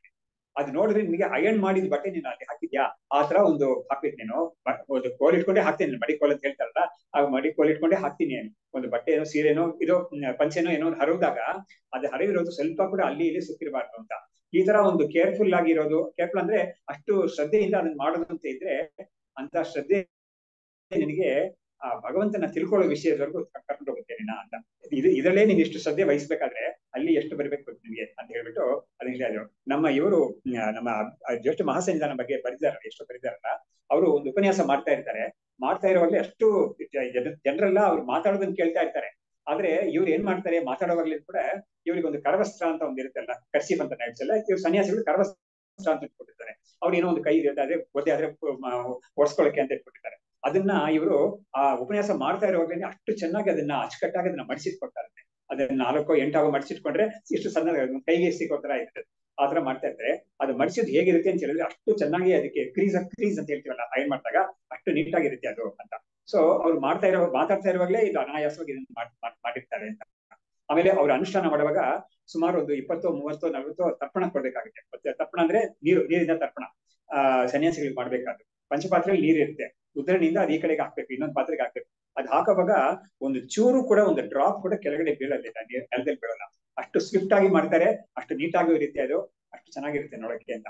ಸೊ ಇಂಥದ್ದೆಲ್ಲ ಅವ್ರ ಮಹತ್ವ ಅವ್ರ ನಡವಳಿಕೆಯಲ್ಲಿ ಬಂದಿರುತ್ತೆ, ಅದು ಅದನ್ನ ನೋಡಿ ನಾವು ಕಲ್ತ್ಕೊಳಕ್ಕಾಗುತ್ತೆ ಅಂತ ಹೇಳ್ತಾರೆ. ಇಂಥ ವಿಷಯಗಳೆಲ್ಲ ಕೂಡ ಹೇಳ್ತಾರೆ. ಶ್ರದ್ಧೆ ಅನ್ನೋದು ನಿಷ್ಠಾ ಅಂತ ಹೇಳ್ತಾರಲ್ಲ, ಈ ನಿಷ್ಠೆಯಿಂದ ಶ್ರದ್ಧೆ ಉಂಟಾಗುತ್ತೆ ಅಂತ ಹೇಳ್ತಾ ಇದ್ದಾರೆ ಇವರು. ಸದಾ ಶುಶ್ರೂಷಣಂ ಹಿಸ. ಈ ನಿಷ್ಠೆ ಅನ್ನೋದು ಏನು ಅಂತ ಹೇಳಿದ್ರೆ, ಶುಶ್ರೂಷಣ ಅಂತ ಹೇಳಿದ್ರೆ ಗುರುಗಳು ಹೇಳಿದ್ದನ್ನ ಕೇಳೋದು ಅಂತ ಒಂದು, ಇನ್ನೊಂದು ಗುರುಗಳಿಗೆ ಶುಶ್ರೂಷೆ ಮಾಡೋದು ಅಂತ ಒಂದು, ಹಿರಿಯರಿಗೆ ಗುರುಗಳಿಗೆ ಶುಶ್ರೂಷೆ ಮಾಡೋದು ಅಂತ. ಸೊ ಹೀಗೆ ಇದರಿಂದ ಒಂದು ನಿಷ್ಠೆ ಅನ್ನೋದು ಬರುತ್ತೆ, ನಿಷ್ಠೆಯಿಂದ ಶ್ರದ್ಧೆ ಉಂಟಾಗುತ್ತೆ ಅಂತ ಇಷ್ಟಕ್ಕೆಲ್ಲ ಒಂದು ಕಾರ್ಯಕಾರಣ ಹೇಳ್ತಾ ಇದ್ದಾರೆ ಎಲ್ಲ. ಚಿತ್ತೈಕಾಗ್ರ ಮತಿರ್ಯಾಸೋ ನಿಷ್ಠಾಯಾ ಕಾರಣ ಭವೇತ್. ನಿಷ್ಠೆಗೆ ಏನ್ ಕಾರಣವಾಗಿರುತ್ತೆ ಅಂತ ಹೇಳಿದ್ರೆ ಚಿತ್ತೈಕಾಗ್ರ್ಯ. ಯಾಕಂದ್ರೆ ನೋಡಿ, ಇವಾಗ ನಾವು ಹೇಳ್ತಲ್ಲ, ಸ್ನಾನ ಮಾಡಿ ಹೊರಗಡೆ ಬರುವಾಗ ಏನೋ ಸುಮ್ಮನೆ ಏನೋ ಒಂದು ಕೇಳ್ಕೊಂಡು, ಯಾರು ಮಾತಾಡೋದು ಕೇಳ್ಕೊಂಡು ಬಂದ್ಬಿಟ್ಟ ಅಂತ ಹೇಳಿದ್ರೆ ಮಧ್ಯದಲ್ಲಿ ಏನೇನೋ ಬಿದ್ದಿರ್ತಾರೆ, ಅದ್ರ ತೊಳ್ಕೊಂಡು ಹೋಗ್ತಾನೆ ಅಂತ ಆಗುತ್ತೆ. ಬಟ್ ಅವ್ರಿಗೆ ನಿಷ್ಠೆ, ಅವ್ರಿಗೆ ಗಮನ ಎಲ್ಲಿರುತ್ತೆ ಅಂತ ಹೇಳಿದ್ರೆ, ಯಾವ್ದನ್ನ ತುಳಿಬಾರ್ದು, ಯಾವ್ದನ್ನ ಮುಟ್ಟಿಸ್ಕೋಬಾರ್ದು ನಾವು ಅಂತ ಇರುತ್ತೆ ಅವ್ರಿಗೆ. ಅವಾಗ ಏನಾಗುತ್ತೆ, ಅದ್ರ ಮೇಲೆ ಗಮನ ಇರುತ್ತೆ. ಅದಕ್ಕೆ ಅವ್ರು ಹೇಳ್ತಾ ಇದ್ದಾರೆ ಚಿತ್ತ ಐಕಾಗ್ರ್ಯ ಅಂತ. ಐಕಾಗ್ರ್ಯ ಮತಿ ಅಂತ ಹೇಳಿದ್ರೆ ಇಲ್ಲಿ ಫೋಕಸ್ಡ್ ಅಂತ. ಆ ಫೋಕಸ್ ಅಂತ ಇರುವಾಗ ಏನಾಗುತ್ತೆ, ಅದು ನಿಷ್ಠೆಗೆ ಕಾರಣವಾಗುತ್ತೆ ಅಂತ ಹೇಳ್ತಾರೆ. ಯಾವುದೇ ಒಂದು ವಿಷಯದಲ್ಲಿ ಫೋಕಸ್ಡ್ ಆಗಿದ್ರೆ ಅದು ನಿಷ್ಠೆಗೆ ಕಾರಣವಾಗುತ್ತೆ ಅಂತ ನಮ್ಮ ಗುರುಗಳು ಹೇಳೋರು. ಅವ್ರು ಹೇಳೋದನ್ನ ನಾವು ಕೆಲವು ಸತಿ ಬರ್ಕೊಳ್ತಾ ಇದ್ವಿ. ಅಂದ್ರೆ ಅವರು ಯಾವ್ದು ಬರೆದು ಎಲ್ಲೋ ಕಳ್ಸಕ್ಕೋ ಅಥವಾ ಏನೋ ಒಂದು ಕಾರಣಕ್ಕಾಗಿ ಬರೀ ಹೇಳ್ತಾ ಇದ್ರು. ಅವಾಗ ಬರಿತಾ ಇದ್ರೆ ಅವ್ರು ಹೇಳೋರು, ನೀನು ಬರೆಯುವಾಗ ನಿನಗೆ ನಾನು ಹೇಳೋದು ನಿನ್ಗೆ ಕಿವಿಗೆ ಸರಿಯಾಗಿ ಬರ್ಬೇಕು, ಆಮೇಲೆ ನೀನು ಬರೆಯುವಾಗ ಒಂದು ಅಕ್ಷರ ಕೂಡ ಯಾವ್ದು ಮಿಸ್ಟೇಕ್ ಆಗ್ಬಾರ್ದು ಅಂತ. ಇದು ಬರೆಯೋ ವಿಷಯಕ್ಕೆ. ಇನ್ನೊಂದು ಓದೋ ವಿಷಯಕ್ಕೆ, ಅವ್ರು ಈ ವಿಷಯವನ್ನ ಓದು, ಯಾಕಂದ್ರೆ ಅವರಿಗೆ ಕೆಲವು ಸತಿ ಕಣ್ ಕಾಣಿಸೋದು ತುಂಬಾ ಸಣ್ಣ ಅಕ್ಷರವಾದ್ರೆ ಕಣ್ ಕಾಣಿಸೋದು ಕಷ್ಟವಾಗಿರುತ್ತೆ. ಅವಾಗ ಇನ್ನೊಬ್ಬರ ಕೈಲಿ ಕೊಟ್ಟು ಅದನ್ನ ಓದು ಅಂತ ಹೇಳ್ತಾರೆ. ನಾವು ಓದುವಾಗ ಏನ್ ಮಾಡ್ತಾ ಇರ್ತೀವಿ ಅಂತಂದ್ರೆ, ತುಂಬಾ ಸತಿ ನಾವು ಮಿಸ್ಟೇಕ್ಸ್ ಮಾಡ್ತೀವಿ. ಪ್ರಿಂಟ್ ಆಗಿರೋದು ಅದು, ಅಲ್ಲಿ ಇರೋದು ಓದು, ನಿನ್ಗೆ ಇರೋದು ಓದೋ ಕಷ್ಟ ನಿನ್ಗೆ ಅಂತ. ನಿನ್ನೇನು ಕಲ್ಪನೆ ಮಾಡ್ಕೊಂಡು ಏನೋ ಒಂದು ರಚನೆ ಮಾಡು, ಶ್ಲೋಕ ರಚನೆ ಮಾಡು, ಒಂದು ಪ್ರಬಂಧ ರಚನೆ ಮಾಡು ಅಂತ ಹೇಳ್ತಾ ಇಲ್ಲ. ಅಲ್ಲಿ ಇರೋದು ಪ್ರಿಂಟ್ ಆಗಿದೆ, ಎದುರುಗಡೆ ಇದೆ, ಅಲ್ಲಿರೋದನ್ನ ಓದಕ್ಕೆ ಏನಪ್ಪಾ ಕಷ್ಟ ಅಂತ ಹೇಳೋರು. ಹಾಗಾಗಿ ಆ ಓದೋಗ್ಲೂ ಕೂಡ ನಿಮ್ಗೆ ಗಮನ ಇರಬೇಕು ಎಲ್ಲಿ ಅಂತ ಹೇಳಿದ್ರೆ, ಒಂದು ಮಿಸ್ಟೇಕ್ ಮಾಡಬಾರ್ದು, ಒಂದು ಕಾಮ ಕೊಟ್ಟಿದ ಕಡೆ ಕಾಮಲ್ಲಿ ಪಾಸ್ ಮಾಡ್ಬೇಕು ನಾವು ಅಂತದೆಲ್ಲ ನಾವು ಇಟ್ಕೊಂಡು ಹೋದಾಗ ಅದೊಂದು ನಿಷ್ಠೆ. ಸೊ ಹೀಗಾಗಿ ಈ ನಿಷ್ಠೆಯನ್ನ ನಾವು ಎಲ್ಲಿವರೆಗೂ ಎಲ್ಲೆಲ್ಲಿ ನಾವು ನೋಡ್ಕೊಂಡು ಶುರು ಮಾಡ್ತೀವೋ ಅಷ್ಟಕ್ಕಷ್ಟು ನಮ್ಗೆ ಅದು ಒಳ್ಳೆ ಅಭ್ಯಾಸವಾಗುತ್ತೆ. ಅದು ಮನಸ್ಸಿಗೆ ತುಂಬಾ ಒಂದು ಇದು ಸಂಸ್ಕಾರವನ್ನು ಉಂಟು ಮಾಡುತ್ತೆ. ಅದು ಅದನ್ನೇ ಇವರು ಹೇಳ್ತಾ ಇದ್ದಾರೆ. ಚಿತ್ತೈಕಾಗ್ರ್ಯ ಮತಿಹಿ ಯಾಸೌ ನಿಷ್ಠಾಯಾ ಕಾರಣಂ ಭವೇತ್ ಅಂತ ಹೇಳ್ಬಿಟ್ಟು, ಇದು ಚಿತ್ತೈಕಾಗ್ರ್ಯ ಬುದ್ಧಿ ಅನ್ನೋದು ನಮ್ಗೆ ಅಲ್ಲಿಂದ ಕೂಡ ಹಾಗೆ ಬರುತ್ತೆ ಅಂತ ನಮ್ ಗುರುಗಳು ಹೇಳೋರು. ಈ ಮಡಿ ಇದೆಲ್ಲ ಹೇಳ್ತೀವಲ್ಲ, ಲ್ಯಾಬ್ ಅಲ್ಲಿ ಕೂಡ ನಮ್ಗೆ ಇದ್ದೇ ಇದೆ. ಲ್ಯಾಬ್ ಅಲ್ಲಿ ಕೂಡ ನೀನು ಒಂದು ಒಂದು ಅದಕ್ಕೆ ಒಂದೊಂದು ಹೆಸರು ಇರುತ್ತೆ. ಆ ಒಂದು ಇದ್ರ ಗಾಜಲ್ಲಿ ಮಾಡಿರ್ತಾರೆ ಅಂತೆಲ್ಲ. ಸೊ ಅದೆಲ್ಲ ಕ್ಲೀನ್ ಆಗಿರ್ಬೇಕು ನಿಮಗೆ. ಇಲ್ಲಿವರೆಗೆ ಕೆಮಿಕಲ್ ರಿಯಾಕ್ಷನ್ ತಪ್ಪಾಗೋಗ್ಬಿಡುತ್ತೆ ನಿಮಗೆ, ರಿಸಲ್ಟ್ಸ್ ಎಲ್ಲ ತಪ್ಪಾಗ್ಬಿಡುತ್ತೆ ನಿಮಗೆ. ಸೊ ಆ ಯಾವ ಒಂದು ಇದು ಕಪ್ಪು ಯಾವ್ದು ಸಾಸರ ಇಟ್ಕೊಂಡು ಮಾಡ್ತಾ ಇರ್ತೀಯೋ ಅದೆಲ್ಲ ನಿನಗೆ ಕ್ಲೀನ್ ಆಗಿರ್ಬೇಕು. ಅದಕ್ಕೆಲ್ಲ ನೀನು ಮುಂಚೆನೆ ವಾಶ್ ಮಾಡ್ಕೊಂಡು ಅದನ್ನ ಏನು ಒಂದ್ ಚೂರು ಕೂಡ ಅದಕ್ಕೆ ಬೇರೆ ಏನೋ ಬಿದ್ದಿರ್ಬಾರ್ದು. ಅದ್ರಲ್ಲಿ ಏನಾದ್ರು ಇದ್ಬಿಟ್ರೆ ಅವಾಗ ನಿನ್ಗೆ ಇದು ರಿಸಲ್ಟ್ಸ್ ಎಲ್ಲ ಕಟ್ಕೊಬಿಡುತ್ತೆ ನಿಮ್ಗೆ ಅಂತ. ಅಲ್ಲಿ ಹೇಗೆ ನಿನ್ಗೆ ಎಲ್ಲ ರಿಸಲ್ಟ್ ಸರಿಯಾಗಿ ಬರ್ಬೇಕಂದ್ರೆ ಇದೆಲ್ಲ ಕ್ಲೀನ್ ಆಗಿರ್ಬೇಕು, ಹೇಗಿರ್ಬೇಕು ಆಗಿರ್ಬೇಕು ಇದೆಯೋ ಅದೇ ತರನೇ ಇಲ್ಲೂ ಕೂಡ ಅಂತ. ನೀನೊಂದು ಪೂಜೆ ಕೂತ್ಕೊಳ್ತೀಯ, ಒಂದು ಅನುಷ್ಠಾನಕ್ಕೆ ಸಂಧ್ಯಾವನೆ ಕೂತ್ಕೊಳ್ತೀಯ, ಯಾವ್ದು ಕೂತ್ಕೊಳ್ಳೋದು ಕೂಡ ಅದೆಲ್ಲ ನೀಟಾಗಿರ್ಬೇಕು ಅದಕ್ಕೆ ಅಂತ. ಇದು ಹಣಿ ಮಾಡ್ಕೊಳ್ಳೋದು ಅಂತ ಹೇಳ್ತಾರಲ್ಲ, ಅದೆಲ್ಲ ಕೂಡ ಅಷ್ಟು ಚೆನ್ನಾಗಿರ್ಬೇಕು ಅಂತ ಹೇಳುವಾಗ ಈ ಎಕ್ಸರ್ಸೈಸ್ ಎಲ್ಲ ನಮ್ಗೆ ಅಲ್ಲೂ ಬರುತ್ತೆ. ಅದು ಕ್ಲಾಸ್ ರೂಮ್ ಅಲ್ಲಿ ಎಲ್ಲಾ ಕಡೆನೂ ಇರುತ್ತೆ ಅದು. ಸೊ ನಿನ್ಗೆ ನೀನು ಒಂದ್ ಕಡೆ ನೀನ್ ಮಾಡಕ್ ಶುರು ಮಾಡ್ತೀಯ, ನಿನ್ಗೆ ಅದು ಆ ಒಂದು ಸಂಸ್ಕಾರದಿಂದ ನೀನ್ ಯಾವ್ದು ಮಾಡಿದ್ರೂ ನಿನ್ಗೆ ಅದೇ ತರ ಬರುತ್ತೆ ಅದಕ್ಕೆ ಅಂತ ಹಾಗೆ ಹೇಳೋರು. ಸೊ ಹೀಗೆ ಈಗ ಮುಂದಕ್ಕೆ ಹೇಳ್ತಾ ಇದಾರೆ. ಸುಖಮಸ್ತೀತಿ ಧೀರ್ ಮುಕ್ತೌ ಕೃತಿ ತಸ್ಯಾ ಪ್ರಯೋಜಿಕ ತದ್ವಿಹೀನೋ ಯಂ ಆದ್ಯೈರ್ನೋ ಚಿತ್ತೈಕಾಗ್ರ್ಯಂ ಕರೋತಿ ಅಂತ ಹೇಳ್ತಾ ಇದ್ದಾರೆ. ಸುಖಮಸ್ತೀತಿಯ ದೇಹಿ ಮುಕ್ತೌ ಕೃತಿ ತಸ್ಯ ಪ್ರಯೋಜಿಕ. ನೋಡಿ, ಇವಾಗ ಶಾಸ್ತ್ರದಿಂದ ಮಹಾತ್ಮರು ಹೇಳೋದ್ರಿಂದ ನಮಗೆ ಮುಕ್ತಿ ಅನ್ನೋದ್ರಲ್ಲಿ ಸುಖ ಇದೆ ತುಂಬಾ ಅಂತ ನಮ್ಗೆ ತಿಳ್ಕೊಳ್ತೀವಿ. ಆ ತಿಳ್ಕೊಂಡ್ರೆ ಏನಾಗುತ್ತೆ, ಅದು ಮನಸ್ಸಿಗೆ ತುಂಬಾ ಚೆನ್ನಾಗಿ ನಾಟ್ಬಿಟ್ರೆ ಅಂತ ಒಂದು ಸುಖವೇ ನನಗೆ ಬೇಕು, ಬೇರೆ ಯಾವ ಸುಖವೂ ನನಗೆ ಬೇಡ ಅಂತ ಹೇಳ್ಬಿಟ್ಟು ಅದರಲ್ಲಿ ಇರೋರಿಗೆ ಅವಾಗ ಏನಾಗುತ್ತೆ, ಅವ್ನು ಮಾಡ್ಬೇಕಾದ ಏನ್ ಅದಕ್ಕೆ ಮಾಡ್ಬೇಕು ಅದೆಲ್ಲ ಮಾಡಕ್ಕೆ ಅದೊಂದು ಮೋಟಿವೇಶನ್ ಆಗುತ್ತೆ. ಅದು ಆ ಮುಕ್ತಿಯಲ್ಲಿ ಸುಖ ಇದೆ ಅಂತ ಗೊತ್ತಿಲ್ಲದೆ ಅವನಿಗೆ ಆ ಮುಕ್ತಿಗಾಗಿ ಪ್ರಯತ್ನ ಮಾಡೋದ್ರಲ್ಲಿ ಏನು ಬರೋದೇ ಇಲ್ಲ, ಹಾಗಾಗಿ ಮಾಡಕ್ ಆಗೋದೇ ಇಲ್ಲ. ಅದಕ್ಕೆ ಹೇಳ್ತಾ ಇದ್ದಾರೆ ತದ್ವಿಹೀನೋಯಂ ಆದ್ಯೈಹಿ ನೋ ಚಿತ್ತೈಕಾಗ್ರ್ಯಂ ಕರೋತಿ. ಹಾಗಾಗಿ ಈ ಒಂದು ವ್ಯಕ್ತಿ ಆ ಫಲ ಏನು ಅನ್ನೋದ್ರ ಬಗ್ಗೆ ಒಂದು ಸರಿಯಾದ ತೀರ್ಮಾನ ಇದ್ರೆ ಅವಾಗ ಅವನಿಗೆ ಅದಕ್ಕಾಗಿ ಅವನು ಇದು ಎಫರ್ಟ್ ಹಾಕ್ತಾನೆ, ಅದನ್ನ ಬೇಕು ಅಂತ. ಅದೇ ಆ ಸರಿಯಾದ ಫಲದ ಮೇಲೆ ಇವನಿಗೆ ಸರಿಯಾದ ಒಂದು ಬುದ್ಧಿ ಇಲ್ಲವ್ರೆ ಎಫರ್ಟ್ಸ್ ಅನ್ನೋದು ಫಾಲೋ ಆಗೋದೇ ಇಲ್ಲ. ಅದಕ್ಕೆ ಎಲ್ಲ ಕಾರ್ಯಕಾರಣ ಭಾವನೆ ಎಲ್ಲ ಲಾಜಿಕ್ ಇಟ್ಕೊಂಡೇ ಹೇಳೋದು. ಹಾಗಾಗಿ ಅದಕ್ಕೆ ಒಂದು ಕ್ರಮ ಇದೆಯಲ್ಲ, ಜಾನಾತಿ ಇಚ್ಛತಿ ಕರೋತಿ ಅಂತ. ಯಾವಾಗ ಫಸ್ಟ್ ನಾವು ಆ ಫಲದ ಬಗ್ಗೆ ತಿಳ್ಕೊಬೇಕು, ಆಮೇಲೆ ಅದ್ರ ಮೇಲೆ ಒಂದು ಇಚ್ಛೆ ಬರ್ಬೇಕು, ನಮ್ಗೆ ಚೆನ್ನಾಗಿದೆ ಅಂತ ನನಗೆ ಬೇಕು ಅಂತ ಬರ್ಬೇಕು ಅದು ಇಚ್ಛೆ ಅನ್ನೋದು. ಅವಾಗ ಏನಾಗ್ತೀವಿ, ಅದನ್ನ ಮಾಡಕ್ಕೆ ಪ್ರಯತ್ನ ಮಾಡ್ತೀವಿ. ನಾವು ಅದನ್ನ ಪಡೆಯಕ್ಕೆ ಏನ್ ಪ್ರಯತ್ನ ಇದೆಯೋ ಅದನ್ನ ಪಡಿತೀವಿ. ಅದು ಯಾರ ಹತ್ರ ತಿಳ್ಕೊಳ್ಬೇಕು ಅದು ತಿಳ್ಕೊಂಡು ಅದ್ ಪ್ರಯತ್ನ ಮಾಡ್ತೀವಿ ನಾವು. ಸೊ ಹೀಗೆ ನಮ್ಗೆ ಬೇಕಾದಷ್ಟು ವಿಷಯಗಳನ್ನ ನಾವು ಈ ತರ ಒಂದು ಕಾರ್ಯಕಾರಣ ಭಾವನೆ ತಿಳಿದು ನಾವು ಮಾಡ್ಬೇಕಾಗುತ್ತೆ ಅನ್ನೋಕೆ ಇದೆಲ್ಲ ಹೇಳ್ತಾ ಇದ್ದಾರೆ. ನೋಡಿ, ಎಷ್ಟೋ ಜನಕ್ಕೆ ಬುಕ್ಸ್ ಎಲ್ಲ ಓದಿರ್ತಾರೆ, ಎಷ್ಟೋ ಜನ ಸಿನ್ಸಿಯರ್ ಆಗಿರ್ತಾರೆ ಅವರು. ಇದರಲ್ಲಿ ಇಂಥ ಬುಕ್ಸ್ ಅಲ್ಲಿ ಇಂಥ ಮಹಾತ್ಮರು ಯಾರು ರಮಣ ಮಹರ್ಷಿ ಹೇಳಿದ್ದು ಅದ್ರಲ್ಲಿ ಕೇಳಿರ್ತಾರೆ ಅವರು, ಅಥವಾ ಹೇಳಿದ್ದನ್ನ ಓದಿರ್ತಾರೆ. ಅವಾಗ ನನಗೆ ಅಂತ ಒಂದು ಸ್ಥಿತಿ ನನಗೆ ಬರ್ಬೇಕು ಅಂತ ಒಂದು ಮನಸ್ಸಿಗೆ ಬಂದಿರ್ತಾರೆ. ಬಟ್ ಅದಕ್ಕೆ ಹೇಗೆ ಮುಂದಕ್ಕೆ ಹೋಗ್ಬೇಕು ಅಂತ ಗೊತ್ತಿಲ್ಲ, ಗೈಡೆನ್ಸ್ ಯಾರು ಇಲ್ಲ. ಓದಿದ್ದಾರೆ ಅವರು, ಸ್ವಲ್ಪ ಸ್ಪೀಚಸ್ ಎಲ್ಲ ಕೇಳಿದ್ದಾರೆ, ಆದ್ರೆ ಹೇಗ್ ಹೋಗ್ಬೇಕು ಅಂತ ಗೊತ್ತಿರಲ್ಲ. ಅವಾಗ ಅವರಿಗೆ ಮುಖ್ಯವಾಗಿ ಏನ್ ಬೇಕಾಗುತ್ತೆ, ಒಂದು ಪರ್ಸನಲ್ ಗೈಡೆನ್ಸ್ ಒಂದು ಬೇಕಾಗುತ್ತೆ. ಅದಕ್ಕೆ ಒಂದು ಗುರು ಆಚಾರ್ಯರು ಬೇಕಾಗುತ್ತೆ ಅವರಿಗೆ ಅಂತ. ಅವರು ಬಂದು ಮಹಾತ್ಮರು ಯಾರನ್ನ ನೋಡಿದ್ರೆ ಅವ್ರ ಹತ್ರ ಬಂದು ಕೇಳ್ತಾರೆ, ನಮ್ಗೆ ಇದಕ್ಕೆ ಏನ್ ದಾರಿ ಹೇಳ್ಕೊಡಿ ನಮ್ಗೆ ಅಂತ. ಅವಾಗ ಅವ್ರು ಏನ್ ಮಾಡ್ತಾರೆ, ಅವ್ರು ಸಮರ್ಥರಾಗಿದ್ರೆ ಅವ್ರು ಗೈಡೆನ್ಸ್ ಮಾಡ್ತಾರೆ ಇವರಿಗೆ. ನೋಡಿ, ಅವ್ರು ಇವರು ಈ ಟೈಪ್ ಎಲ್ಲ ತಿಳ್ಕೊಂಡು ಇವನು ತಕ್ಕನಾದ ಸಾಧನೆ ಏನು ಮಾಡ್ಬೇಕು ಅದನ್ನ ತೋರಿಸ್ಕೊಡ್ತಾರೆ. ಸೊ ಹಾಗಾಗಿ ಈ ವರ್ಷವೇ ತಿಳಿದೇ ಹೋದ್ರೆ ಇವನು ಅದಕ್ಕೆ ಪ್ರಯತ್ನ ಮಾಡೋದಿಲ್ಲ. ಬಟ್ ಈ ತಿಳ್ಕೊಂಡಿದ್ದಾನೆ, ಅದೇ ತರನೇ ಇವ್ರಿಗೂ ಆಗಿರೋದು. ಯಾರಿಗೆ ನಾರದರಿಗೂ ಕೂಡ ಅದೇ ಆಗಿರೋದು. ಬೇಕಾದಷ್ಟು ಬೇರೆ ಏನೇನೋ ಓದಿದ್ದಾರೆ, ಶಾಸ್ತ್ರಗಳೆಲ್ಲ ಓದಿದ್ದಾರೆ, ಆದ್ರೆ ಎಲ್ಲೋ ಒಂದ್ ಕಡೆ ಇದು ಕಿವಿಗೆ ಬಿದ್ದಿದೆ. ಆತ್ಮಜ್ಞಾನವನ್ನು ತಿಳ್ಕೊಂಡು ಅವನಿಗೆ ಮಾತ್ರ ನೆಮ್ಮದಿ ಇರೋದು, ಅವನಿಗೆ ಮಾತ್ರ ಸುಖ ಸಿಕ್ಕೋದು, ಅವನಿಗೆ ಮಾತ್ರ ದುಃಖ ಹೋಗೋದು ಅಂತ. ಅವಾಗ ಅದನ್ನ ತಿಳ್ಕೊಳ್ಬೇಕು, ಅದು ಅವರಿಗೆ ಮನಸ್ಸಲ್ಲಿ ಬಂದ್ಬಿಟ್ಟಿದೆ. ಅದನ್ನ ನಾವು ಹೇಗಾದ್ರೂ ತಿಳ್ಕೊಬೇಕು ಅಂತ. ಅದಕ್ಕೆ ಏನ್ ಮಾಡ್ತಾರೆ, ಸನತ್ ಕುಮಾರನ್ನ ಯಾರೋ ಹೇಳ್ತಾರೆ, ನೋಡಿ ಇವ್ರ ಮಹಾತ್ಮರಿ ಇವ್ರ ಹತ್ರ ಕೇಳು ಅಂತ. ಇವ್ರ ಹತ್ರ ಹುಡ್ಕೊಂಡ್ ಬಂದು ಇವ್ರ ಹತ್ರ ಕೇಳ್ತಾ ಇದ್ದಾರೆ, ನನಗೆ ಇದನ್ನ ಹೇಳ್ಕೊಡಿ ನೀವು, ನಾನು ಎಲ್ಲೋ ಕೇಳಿದ್ದೀನಿ, ಕಿವಿಗೆ ಬಿದ್ದಿದೆ, ಈ ತರ ಆತ್ಮಜ್ಞಾನವನ್ನು ಇರೋದು ಮಾತ್ರನೇ ನೆಮ್ಮದಿ ಇರೋದು, ಬಾಕಿಯವರಿಗೆ ಅದು ಇರೋದಿಲ್ಲ, ದುಃಖದಿಂದ ಅವ್ರು ಪಾರಾಗಕ್ಕೆ ಆಗೋದೇ ಇಲ್ಲ ಅಂತ. ನಾನು ಬೇಕಾದಷ್ಟು ಓದಿದ್ದೀನಿ, ಎಲ್ಲ ಮಾಡಿದ್ದೀನಿ, ಅದೆಲ್ಲ ನನಗೆ ಬುದ್ಧಿಯಲ್ಲಿ ಬೇಕಾದಷ್ಟು ವಿಷಯಗಳಿದೆ, ಆದ್ರೆ ನನಗೆ ಆತ್ಮಜ್ಞಾನ ಮಾತ್ರ ನನಗಿಲ್ಲ. ಬೇರೆ ಯಾವ್ದಾವ್ದೋ ಜ್ಞಾನ ಎಲ್ಲ ಇದೆ ನನಗೆ, ಆತ್ಮಜ್ಞಾನ ಮಾತ್ರ ನನಗಿಲ್ಲ. ಅದು ನಿಮ್ಮ ಹತ್ರ ನಾನು ಪಡ್ಕೋಬೇಕು ಅಂತ ಬರ್ತಾನೆ ನಾವು. ಹಾಗಾಗಿ ಅದಕ್ಕೆ ಪಡ್ಕೊಳ್ತಾ ಏನ್ ಬೇಕು ಅನ್ನೋದನ್ನೆಲ್ಲ ಇಲ್ಲಿ ನಮ್ಗೆ ತೋರಿಸ್ಕೊಡ್ತಾ ಇದ್ದಾರೆ. ಈ ಸಾಧನ ಅಂತ ಹೇಳ್ತೀವಲ್ಲ, ಸಾಧನ ಚತುಷ್ಟಯ ಅಂತ, ಅದನ್ನೆಲ್ಲ ನಮ್ಗೆ ಇಲ್ಲಿವರೆಗೂ ತೋರಿಸ್ಕೊಟ್ರು. ಇವಾಗ ಮುಂದಕ್ಕೆ ಆ ಪ್ರಮೇಯ ವಸ್ತು ಅಂದ್ರೆ ಬ್ರಹ್ಮ ಸ್ವರೂಪ ಯಾವ್ದನ್ನ ತಿಳ್ಕೋಬೇಕು, ಅದು ಎಂತದ್ದು, ಅದ್ರ ಸ್ವರೂಪ ಏನನ್ನ ಇವಾಗ ಹೇಳ್ತಾರೆ. ಸುಖಂ ಕಿಂ ಇತಿ ಚೇತ್ ಉಮಾ ಸುಖಂ ಅಲ್ಪೇತು ತತ್ ನಹಿ ಕ್ಲಿಶ್ಯತಿ ಅಲ್ಪ ಅಲ್ಪ ಅಲ್ಪಧನೋ ಅನ್ಯಸ್ಮಿನ್ ಧನ ಧನ ಧನ ಬಾಹುಲ್ಯ ದರ್ಶನಾತ್ ಅಂತ ನೋಡಿ. ಆ ಉಪನಿಷತ್ ಏನ್ ಹೇಳುತ್ತೆ ಅಂದ್ರೆ ಯೋ ವೈ ಭೂಮಾ ತತ್ ಸುಖಂ ನ ಅಲ್ಪೇ ಸುಖಮಸ್ತಿ ಅಂತ ಹೇಳ್ತಾರೆ. ಅಂದ್ರೆ ಯಾವ್ದು ದೊಡ್ಡದಾಗಿದೆಯೋ, ಭೂಮ ಅಂದ್ರೆ ಯಾವ್ದು ಮಹತ್ತಾಗಿದೆಯೋ ಅದರಲ್ಲಿ ಸುಖ ಇರೋದು, ಅಲ್ಪ ಅಂದ್ರೆ ಚಿಕ್ಕ ಚಿಕ್ಕದು ಸಣ್ಣದು ಅದರಲ್ಲಿ ಸುಖ ಇಲ್ಲ ಅಂತ ಅದು ಹೇಳುತ್ತೆ. ಅವಾಗ ಅದನ್ನ ಹೇಳ್ತಾ ಇದ್ದಾರೆ ಅಲ್ಲಿ ಅನುವಾದ ಮಾಡಿ. ಸುಖಂ ಕಿಂ ಇತಿ ಚೇತ್ ಭೂಮಾ ಸುಖಂ, ಸುಖ ಯಾವ್ದು ಅಂತ ಕೇಳಿದ್ರೆ ಭೂಮ ಅನ್ನೋದೇ ಸುಖ, ಎಲ್ಲದಕ್ಕಿಂತ ಇನ್ಫೈನೈಟ್ ಆಗಿದೆಯಲ್ಲ ಅದೇ ಸುಖ ಅನ್ನೋದು. ಅಲ್ಪೇತು ತತ್ ನಾಸ್ತಿ ಅಂದ್ರೆ ಅಲ್ಪ ಅಲ್ಪ ಅಂದ್ರೆ ಚಿಕ್ಕದು ಚಿಕ್ಕದು ಅನ್ನೋದ್ರಲ್ಲಿ ಸುಖ ಇರೋದಿಲ್ಲ. ಯಾತಕ್ಕೆ ಅಂತ ಹೇಳಿದ್ರೆ ಯಾವ್ದು ಅಲ್ಪವಾಗಿದೆಯೋ ಅದು ಒಂದಾನೊಂದು ಸಮಯದಲ್ಲಿ ಉಂಟಾಗಿದೆ, ಅದಕ್ಕೆ ಒಂದಾನೊಂದು ಕಾಲದಲ್ಲಿ ಉಂಟಾಗಿದೆ. ಯಾಕಂದ್ರೆ ನೋಡಿ ಒಂದು ನಿಯಮ ಏನು ಅಂತ ಹೇಳಿದ್ರೆ ಇನ್ಫೈನೈಟ್ ಆಗಿ ಯಾವ್ದಿದೆಯೋ ಅದು ಉಂಟಾಗ್ಬೇಕಾಗಿಲ್ಲ ನಮ್ಗೆ, ಅದು ಮುಂಚೆನೆ ಇದೆ, ಅದಕ್ಕೆ ನಾಶನೂ ಇಲ್ಲ. ಆದ್ರೆ ಈ ಒಂದು ಲೋಕದಲ್ಲಿ ಯಾವುದೇ ಒಂದು ವಸ್ತು ನೋಡಿದ್ರು ಕೂಡ ಅದು ಯಾವುದೋ ಒಂದು ಸಂದರ್ಭದಲ್ಲಿ ಉಂಟಾಗಿದೆ, ಖಂಡಿತ ಅದು ಯಾವುದೋ ಒಂದು ಸಂದರ್ಭದಲ್ಲಿ ಹೊಟ್ಟೋಗುತ್ತೆ. ಸೊ ಹಾಗಾಗಿ ಅದನ್ನ ಭೂಮ ಅಂತ ಹೇಳಕ್ ಬರೋದೇ ಇಲ್ಲ, ಅದು ಅಲ್ಪನೇ ಅದು. ಸೊ ಕಾಲತಃ ದೇಶತಃ ವಸ್ತುತಃ ಅಲ್ಪವಾಗಿರುತ್ತೆ ಒಂದು ವಸ್ತು. ಕಾಲತಃ ಅಂದ್ರೆ ಏನು, ಮುಂಚೆ ಇರ್ಲಿಲ್ಲ ಇವಾಗಿದೆ, ಆಮೇಲೆ ಕಾಲಾಂತರದಲ್ಲಿ ಹೊಟ್ಟೋಗುತ್ತೆ. ಹಾಗಾಗಿ ಕಾಲತಃ ಪರಿಚ್ಛಿನ್ನ ಅಲ್ಪ ಅಂತ. ವಸ್ತುತಃ ಅಂತ ಹೇಳಿದ್ರೆ ಆ ವಸ್ತು ಅಲ್ಲಿ ಮಾತ್ರ ಇದೆ, ಇಲ್ಲೆಲ್ಲ ಇಲ್ಲ ಅದು ಅಂತ ಹೇಳಿದಾಗ ಏನಾಯ್ತು, ಆ ವಸ್ತು ಅಲ್ಪವಾಗಿದೆ, ಚಿಕ್ಕದಾಗಿದೆ, ಪರಿಚ್ಛಿನ್ನವಾಗಿದೆ ಅಂತ ಅರ್ಥ. ದೇಶ ಪರಿಚ್ಛೇದ ಇದೆ ಅಂತ. ವಸ್ತು ಪರಿಚ್ಛೇದ ಅಂದ್ರೆ ಏನು, ಆ ವಸ್ತು ಇದೆ ಇನ್ನೊಂದು ವಸ್ತುನು ಇದೆ, ಅವಾಗ ಈ ವಸ್ತುಗೆ ಒಂದು ಲಿಮಿಟೇಷನ್ ಕೊಡೋದು ಇನ್ನೊಂದು ವಸ್ತು ಇದೆ ಅಂತ ಹೇಳಿದಾಗ ಅವಾಗ್ಲೂ ಕೂಡ ಅದು ಲಿಮಿಟೆಡ್ ಆಗಿರುತ್ತೆ, ಫೈನೈಟ್ ಆಗೇ ಇರುತ್ತೆ. ಅದು ವಸ್ತು ಪರಿಚ್ಛೇದದಿಂದ ಕೂಡಿದೆ ಅಂತ. ಆದ್ರೆ ಈ ಬ್ರಹ್ಮ ಅಂತ ಒಂದು ವಸ್ತು ಮಾತ್ರ ಅದು ವಸ್ತು ಪರಿಚ್ಛೇದವೂ ಇಲ್ಲ, ಕಾಲ ಪರಿಚ್ಛೇದವೂ ಇಲ್ಲ, ದೇಶ ಪರಿಚ್ಛೇದವೂ ಇಲ್ಲ, ಅದಕ್ಕೆ ಅನಂತ ಅಂತ ಅದಕ್ಕೆ ಹೇಳ್ತೀವಿ ನಾವು. ಸೊ ಹೀಗೆ ಸುಖಂ ಕಿಂ ಇತಿ ಚೇತ್ ಭೂಮಾ ಸುಖಂ ಅಲ್ಪೇತು ತತ್ ನಹಿ ಅಂತ ಹೇಳ್ಬಿಟ್ಟು ಇವಾಗ ಒಂದು ಉದಾಹರಣೆ ಕೊಡ್ತಾ ಇದ್ದಾರೆ. ಕ್ಲಿಶ್ಯತಿ ಅಲ್ಪಧನೋ ಅನ್ಯಸ್ಮಿನ್ ಧನಬಾಹುಲ್ಯ ದರ್ಶನಾತ್.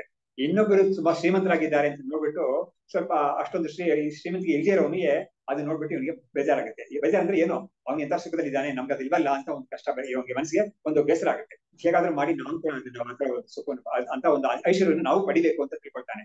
ಆದ್ರೆ ಅವ್ನಿಗೆ ಏನ್ ಗೊತ್ತಾಗಲ್ಲ ಅಂದ್ರೆ ಅವನಿಗಿಂತ ಐಶ್ವರ್ಯ ಪಡ್ಕೊಂಡಿರೋ ಇನ್ನೊಬ್ಬ ಇರ್ತಾನೆ, ಇವನ್ಗೆ ಇದನ್ನ ನೋಡ್ಬಿಟ್ಟು ದುಃಖ ಆಗುತ್ತೆ. ನಾಳೆ ಇವನಿಗೂ ಅದೇ ತರ ಬಂದ್ರೆ ಇನ್ನೊಬ್ಬನ ಇದಕ್ಕಿಂತ ಜಾಸ್ತಿ ಇದೆಯಲ್ಲ ಅದು ನೋಡ್ಬಿಟ್ಟು ಮತ್ತೆ ದುಃಖ ಆಗುತ್ತೆ ಅವನಿಗೆ. ಅದರಿಂದ ಇದಕ್ಕೆ ಮಿತಿ ಇಲ್ವೇ ಇಲ್ಲ ಇದಕ್ಕೆ ಅಂತ ಆಗುತ್ತೆ. ಹಾಗಾಗಿ ಇವ್ರು ಹೇಳ್ತಾ ಇದಾರೆ, ಒಂದು ಎಕ್ಸಾಂಪಲ್ ಕೊಡ್ತಾ ಇದೆ ಅಷ್ಟೇನೆ. ಕ್ಲಿಶ್ಯತಿ ಅಲ್ಪಧನೋ ಅನ್ಯಸ್ಮಿನ್ ಧನಬಾಹುಲ್ಯ ದರ್ಶನ. ಇನ್ನೊಬ್ಬರ ಹತ್ರ ಹೆಚ್ಚು ಹಣ ಇದೆ ಅಂತ ನೋಡ್ಬಿಟ್ಟು ಕಡಿಮೆ ಹಣ ಇರೋನು ಅವ್ನಿಗೆ ಅವ್ನು ನೋಡಿದ್ರೆ ಸ್ವಲ್ಪ ದುಃಖ ಆಗೇ ಆಗುತ್ತೆ ಅವನಿಗೆ. ಖಂಡಿತ ಲೋಕದಲ್ಲಿ ಇರೋದನ್ನ ಇವ್ರು ಹೇಳ್ತಾ ಇದ್ದಾರೆ ಅಷ್ಟೇ. ಭೂಮ್ ನ ಸುಖತ್ವೇ ಭೂಮಾಕಃ ಕಿಂ ಅಲ್ಪಂ ಇತಿ ಚೇತ್ ಶೃಣು ಜ್ಞಾತೃಜ್ಞೇಯ ಜ್ಞಾನಹೀನೋ ಭೂಮ ಅವಿಚ್ಛೇದ ದರ್ಶನಾತ್. ನೋಡಿ ಎಷ್ಟು ಚೆನ್ನಾಗಿ ಹೇಳ್ತಾ ಇದ್ದಾರೆ. ಭೂಮ ಅಂದ್ರೆ ನೀವು ಸುಖ ಅಂತ ಹೇಳಿದ್ರಿ, ಭೂಮ ಅನ್ನೋದು ಯಾವ್ದು ಅಂತ ಒಂದು ಪ್ರಶ್ನೆ ಮಾಡ್ತಾ ಇದ್ದಾರೆ. ಆಮೇಲೆ ಅಲ್ಪ ಅನ್ನೋದು ದುಃಖ ಅಂತ ಹೇಳಿದ್ರಿ, ಅಲ್ಪ ಅನ್ನೋದು ಏನು ಅಂತ ಕೇಳ್ತಾನೆ. ಅವಾಗ ನಾನು ಉತ್ತರ ಕೊಡ್ತೀನಿ ನಿನಗೆ ಅಂತ ಹೇಳ್ಬಿಟ್ಟು ಹೇಳ್ತಾ ಇದ್ದಾರೆ. ತುಂಬಾ ಚೆನ್ನಾಗಿದೆ ಡೆಫಿನೇಷನ್ ನೋಡಿ. ಜ್ಞಾತೃಜ್ಞೇಯ ಜ್ಞಾನಹೀನ ಭೂಮ ಅವಿಚ್ಛೇದ ದರ್ಶನ. ನೋಡಿ ತ್ರಿಪುಟಿ ಅಂತ ಹೇಳ್ತೀವಲ್ಲ, ತಿಳ್ಕೊಳ್ಳೋನು, ತಿಳಿಯಲ್ಪಡುವುದು ಮತ್ತು ತಿಳ್ಕೊಳ್ಳೋದು ಅಂತ. ಅಂದ್ರೆ ಸಬ್ಜೆಕ್ಟ್ ಪ್ರೆಡಿಕೇಟ್ ಆಬ್ಜೆಕ್ಟ್ ಅಂತ ಮೂರು ಇದೆಯಲ್ಲ, ಇಂಥ ಮೂರು ಎಲ್ಲೆಲ್ಲಿ ಇದೆಯೋ ಅದೆಲ್ಲ ನೀನು ಭೂಮ ಅಲ್ಲ, ಅದು ಅಲ್ಪ ಅಂತ ತೀರ್ಮಾನ ಮಾಡ್ಕೋ ಅಂತ ಹೇಳಿದ್ರು. ಯಾಕಂದ್ರೆ ಅಲ್ಪ ಅನ್ನೋ ವಿಷಯದಲ್ಲಿನೇ ಅಲ್ಪವಾದ ಒಂದು ವಿಷಯ ಇದೆ, ಅದನ್ನ ತಿಳ್ಕೊಳ್ಬೇಕಾದ ಯಾರೋ ಅವನು ಅಲ್ಪನಾಗೆ ಇದ್ದಾನ ಅವನು. ಆಮೇಲೆ ತಿಳ್ಕೊಳ್ಳೋದು ಅಂತ ಒಂದು ಸಣ್ಣ ಒಂದು ಕ್ರಿಯೆ ಇದೆಯಲ್ಲ ಅದು ಅಲ್ಪವಾದ ಕ್ರಿಯೆನೇ ಅದು. ಅಥವಾ ಅದಕ್ಕೆ ಬೇಕಾದವರ ಪ್ರಮಾಣ ಅಂತ ಒಂದಿದೆಯಲ್ಲ, ಆ ಪ್ರಮಾಣ ಅಂದ್ರೆ ಮೀನ್ಸ್ ಟು ನೋ ದಟ್, ಅದು ಕೂಡ ಅಲ್ಪವೇ. ಹಾಗಾದ್ರೆ ಫೈನೈಟ್ ಆದ ಆಬ್ಜೆಕ್ಟ್ ನ ಫೈನೈಟ್ ಆದ ಒಂದು ವ್ಯಕ್ತಿ ಫೈನೈಟ್ ಆದ ಇದು ಇನ್ಸ್ಟ್ರೂಮೆಂಟ್ಸ್ ಇಟ್ಕೊಂಡು ತಿಳ್ಕೊಳ್ತಾನೆ ಅಂತ ಆಗುತ್ತೆ. ಇದು ಈ ಡೊಮೈನ್ ಅಥವಾ ಈ ಒಂದು ರೆಲ್ಮ್ ಯಾವ್ದಿದೆಯೋ ಇದು ಅಲ್ಪ ಅಂತ ತಿಳ್ಕೊ ನೀನು. ಇನ್ಫೈನೈಟ್ ಅಲ್ಲಿ ಇದೆಲ್ಲ ಇರೋದೇ ಇಲ್ಲ. ಇನ್ಫೈನೈಟ್ ಅಲ್ಲಿ ತಿಳ್ಕೊಬೇಕಾದ ವಸ್ತು ಅಂತ ನಿನಗೆ ವಸ್ತುವಾಗೇ ಇರೋದಿಲ್ಲ, ಅದು ಬೇರೆ ನಿನ್ನಿಂದ ಬೇರೆಯಾದ ವಸ್ತುವೇ ಅಲ್ಲ ಅದು. ಹಾಗಾದ್ರೆ ತಿಳ್ಕೊಳ್ಳೋ ನೀನು ಕೂಡ ಅದನ್ನ ಅಲ್ಪನಾಗಿ ಒಂದು ವಸ್ತು ಉಳಿಯೋದಿಲ್ಲ. ಹಾಗಾದ್ರೆ ಏನಾಯ್ತು, ಇಲ್ಲಿ ನೀನು ತಿಳ್ಕೊಳ್ಳೋನು, ತಿಳಿಯಲ್ಪಡುವುದು ಮತ್ತು ತಿಳ್ಕೊಳ್ಳೋ ಒಂದು ಕ್ರಿಯೆ ಅನ್ನೋದು ಮೂರು ಕೂಡ ಇಲ್ಲಿ ಇರೋದೇ ಇಲ್ಲ. ಎಲ್ಲಿ ಈ ಒಂದು ತ್ರಿಪುಟಿ ಅನ್ನೋ ಭೇದ ಇರೋದಿಲ್ವೋ ಅದು ಭೂಮ ಅಂತ ತಿಳ್ಕೊ. ಹಾಗಾಗಿ ಜ್ಞಾತೃ ಜ್ಞಾನ ಜ್ಞೇಯ ಭೇದ ಇರೋದು ಖಂಡಿತ ಇದು ಭೂಮ ಅಲ್ಲ, ಇದು ಅಲ್ಪವೇ ಅಂತ ತಿಳ್ಕೊಬೋದು ಅಂತ. ಮುಂದಕ್ಕೆ ಹೇಳ್ತಾ ಇದ್ದಾರೆ.